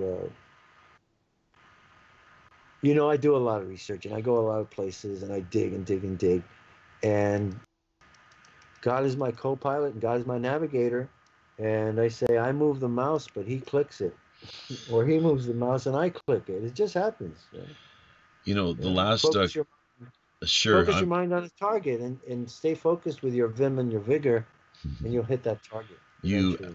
Well, the amount of research you've done over the years is indeed quite impressive, and that's one of the reasons why we invited you to join us this week. Just a final comment here via the Cold Warrior, of all people, actually, in the comment section, stating that the second shooter was Ted Cruz's old man. The third shooter was Papa Bush. So G.H.W. Bush and Ted Cruz were two of the shooters, is what the Cold Warrior is telling us here. I think he's thinking of the father. No, the father of Ted Cruz was not a shooter, but he was involved in Operation 40. And his picture was exposed during the primary campaign. And yes, it was Ted Cruz Sr. Well, it's not Ted Cruz, Rafael Cruz. And so his nickname, Rafael. Angel, Rafael Cruz. And his nickname was Angel. Yeah. And Judith Barry Baker was there, and I had Judith Barry Baker on a radio show, and she said, yes, it's him. I knew him. He was called Angel. Why he's called Angel? Because Spanish guys, Latin guys who are named Miguel or Gabriel or Rafael often get the nickname of Angel, because those are angel names. Yeah. Here's another thing. Here's the proof. Here's the proof. I want to give you proof, because they tried to BS us that he wasn't involved and that he was living in Austin. Ted Cruz had two sisters, Loretta and Lorena. Right. One was born November 22nd, 1962 in Dallas, and the other one was born November 21st, 1961 in Dallas. The Arkansas father was there. It was him. The Arkansas senator was Senator J. William Fulbright, and that was who his mother was stooping. And he's the one who got him, while he was in Georgetown, got him to go over to, got him the deferment from the ROTC, from the University of Arkansas, that he promised to enroll in later that year. And instead, he went over and did the entire, and this is the thing everybody doesn't want to talk about, the Rhodes Scholarship was by Cecil B. Rhodes, who was from where? Rhodesia. He's the founder of Rhodesia. So, you know, there's so much muff fake out there. And you know how long that took me? Since I brought up the name, I've been looking for it. They've got it so blacked out, it was almost impossible to find. Yeah, I remember him. Fulbright. Right. So, hey, yeah, just Fulbright Scholar. It's called the Fulbright Scholarship after him. Exactly. He's the one who designates who's going to be the Rhodes Scholar. That's right. Robert, how much would you reckon your profiles encourage book that you tell us has been signed by both JFK and his wife at the time, Jackie? How much would that be valued at today? I will just say priceless. You know, I thought of selling it. No, you know. I collect these things. I collect at one time. You know, I collect famous signatures. How about that? I have a Lindbergh. I'm waiting for 2027. I have a picture of Lindbergh with his original Pan American wings. It's a portrait, an official portrait. He posed for when he became one of the vice presidents of Pan American and was setting off on establishing all the new airline routes, which were over water routes to islands, island hopping, because what they were using were those beautiful flying boats that were called the China Clipper. There's a really great 1930s movie called China Clipper with Pat O'Brien about one of these, the Trans-Pacific flights. And all I remember is China Clipper calling Alameda. China Clipper calling Alameda. Come in, China Clipper. Yep. Dig it. Look it up. It's a great film. So that was the era. And, you know, sometime we should have a talk about that famous lady, aviatrix. Amelia Earhart? Amelia Earhart. Oh, my God. Oh, we'll have from to... Kansas. And the search for Amelia Earhart. And what really became of Amelia Earhart and the cover story about Amelia and what really happened. I'll do a show with you about that. That is something amazing. From Kansas. I've been to her hometown. Yeah. So I went to her museum. They have an entire museum about her. And it's a small town. Jaffe, if we're ever going to have a big meetup, all of us should meet up at that town, go to that museum. It's small. It's a small town. But it's absolutely lovely. It's out in the middle of nowhere.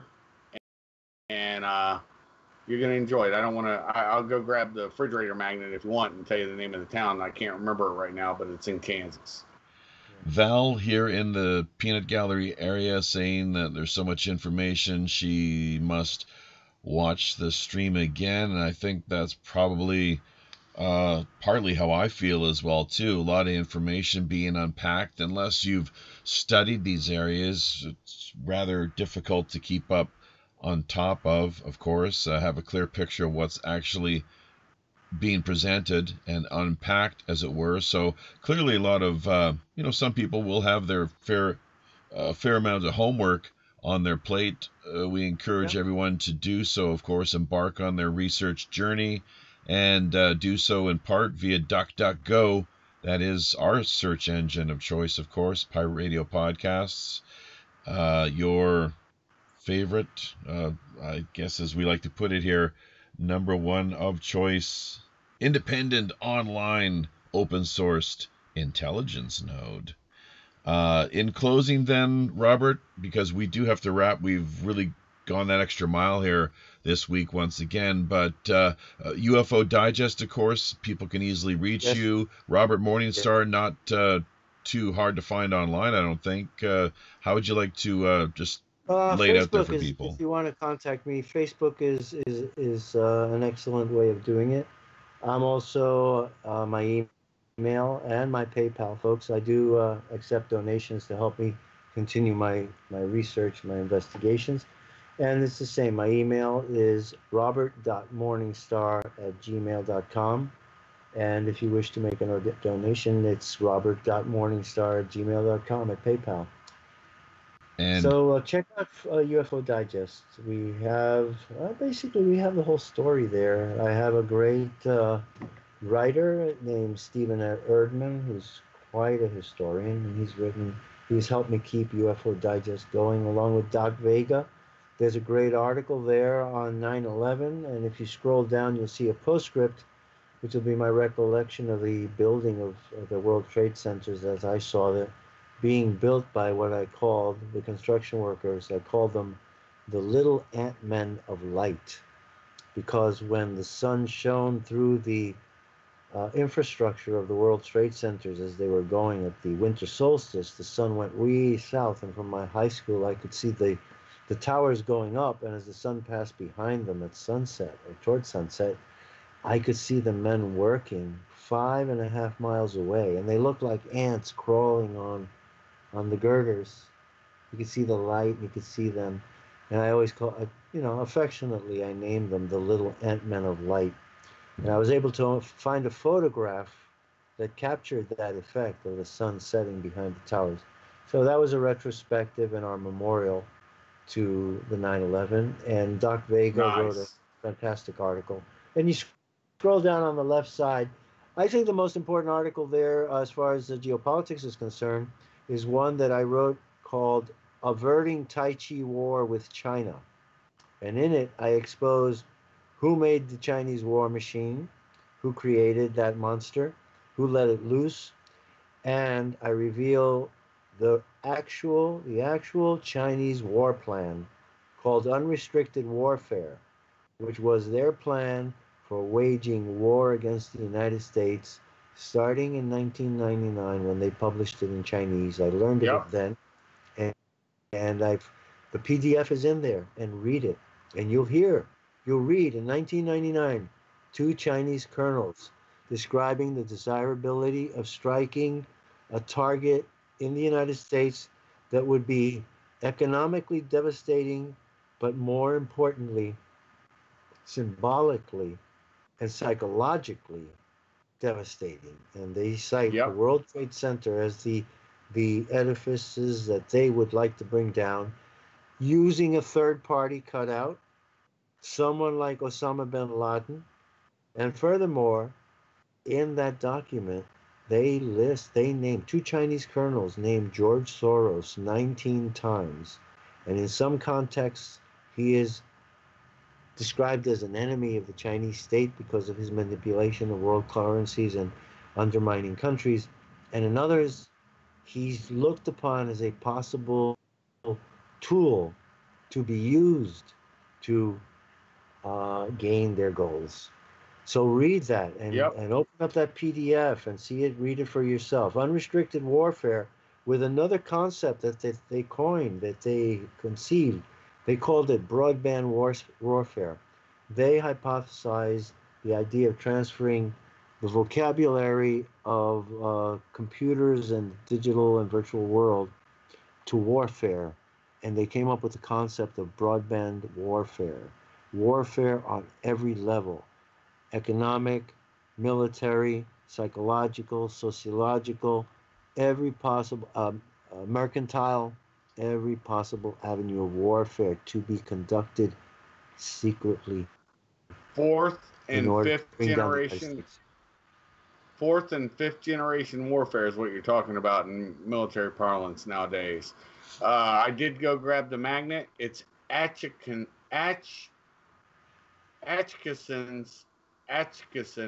Kansas. Man, I can't. Atchison's, Kansas.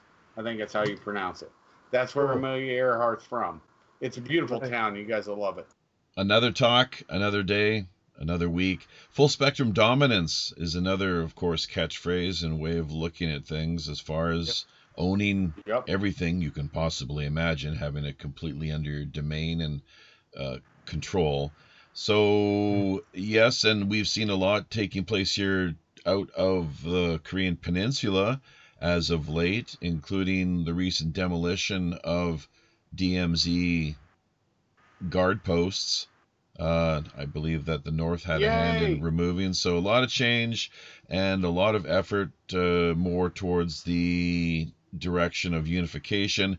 You know, and why Donald Trump was not nominated along with Kim Jong-un and Moon Right. Jae-in. Say and think of them what you like, folks, that they all, from what I can tell at least, had a very direct hand, and one that needs and warrants support and acknowledgement, that without their combined joint efforts in that direction, that we would not see things moving on the course that they presently are. So why the Nobel Committee completely ignored them, I have no idea. I think it's a shame though, and really quite sad that they were not given the credit they, I think, more fully warranted. But Right. like I said, we'll have to pick up this conversation maybe on the flip side here, if Robert chooses to stick around for the after show, maybe Kaiser as well, or a few of the folks out there in the Peanut Gallery decide to drop by and join us here in Skype. Kaiser, any closing, just brief thoughts or comments in summary? Robert is a treasure, an American treasure. I know you don't want to hear that, Robert. You folks listen to him. I'm just adding stuff when I know stuff. And, but Robert's mind is a miraculous thing. And I can stay for the after show and shut down my stream. I can also keep streaming it on my page if you don't want to do it, Jaffe, or if you want to keep it for members content, because we haven't done that. That's your business. You just answer out loud, because honestly, every time people type, I can't look at it when I got everything up. So if you don't want me to, I'll shut it down right now. Well, yeah, it's premium content, the after show, Okay, so we don't. There's no streaming whatsoever from our end or nobody else's, as far as we understand. But that does it then, folks. Yeah, Kaiser's Castle is the place to drop by if people want to hear more from. 4.9. Absolutely. 4.9 is my YouTube channel, all lowercase. And Robert Morningstar, UFO Digest, and beyond.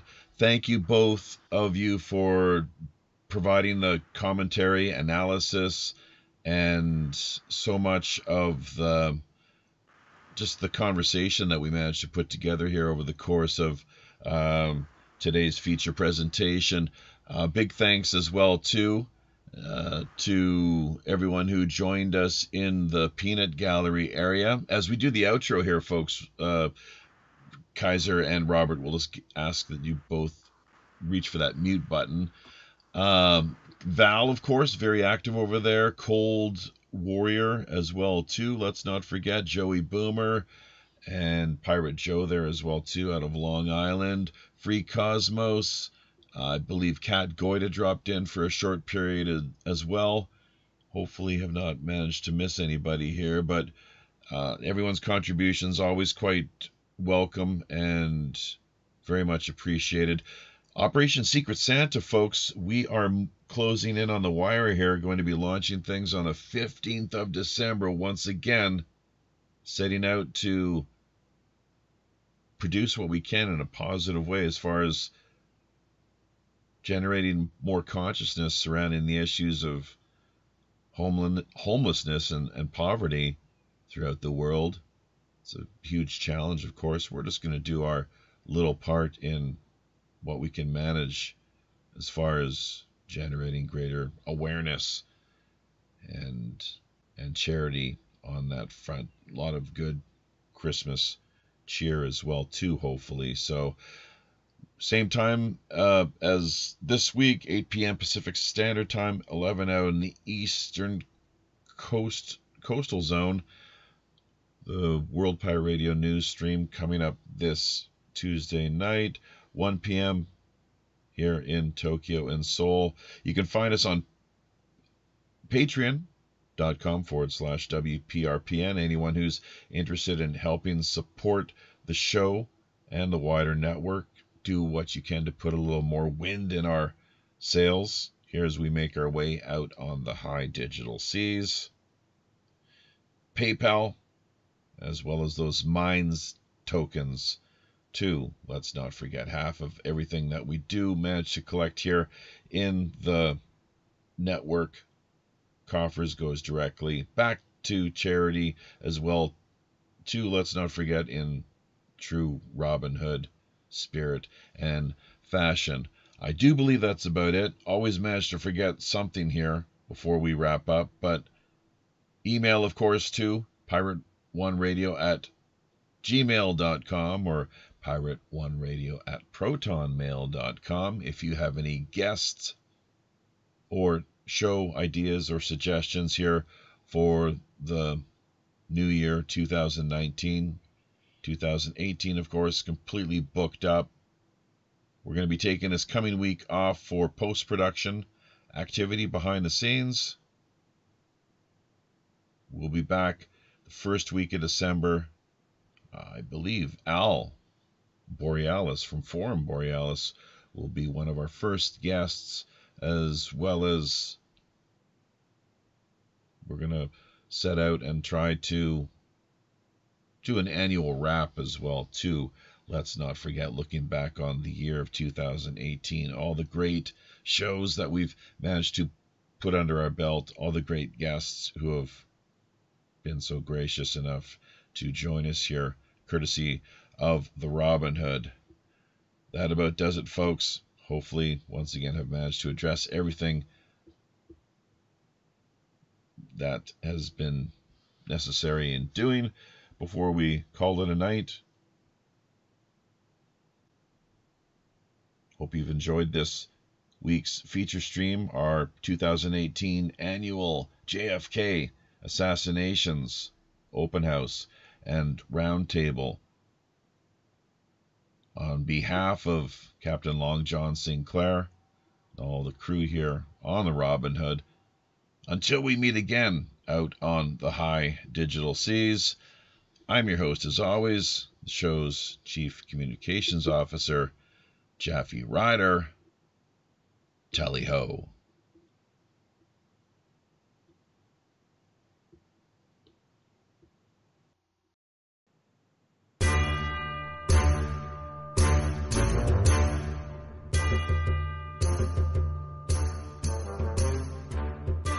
Aye now, there we be. Having carefully looked over each of our navigation panel instruments, checking every level, switch, dial, cable, knob and pulley, by all accounts and indications, we indeed see it's time once again to drop anchor inside Mystic Bay and draw an end to another week of Pirate Radio podcasts. Remember, if you're looking for a little more lively online action, keep in mind we've likely got yet another great free-flowing Rogues Gallery after show coming up for the next hour in either Skype, Google Hangouts, or Appear.in. Also, if you've in any way enjoyed or found yourself benefiting from the shows we've tirelessly produced over the past 2 years, you might want to drop by our Patreon tip jar page and lend a little support.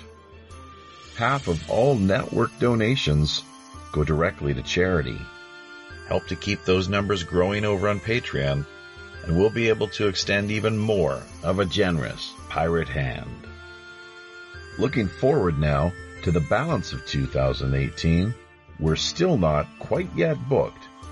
So if you yourself have a new, novel, intriguing, or otherwise underreported idea, unique individual, or pressing item in mind, be sure to either drop us a line directly over on WPRPN.com or fire us a quick email via pirate1radio@gmail.com. We're always open to exploring fresh creative suggestions, intriguing guest ideas, cutting-edge discussion topics, and captivating themes. You can further embark on your own personal pirate journey by either liking, commenting on, subscribing to, or just following us via virtually any mainstream social media platform, including Twitter, Facebook, Google+, or minds.com. So don't forget to become engaged. Until we meet again out on the high digital seas. I'm your host as always, the ship's Chief Communications Officer, Jaffe Ryder. Tally-ho.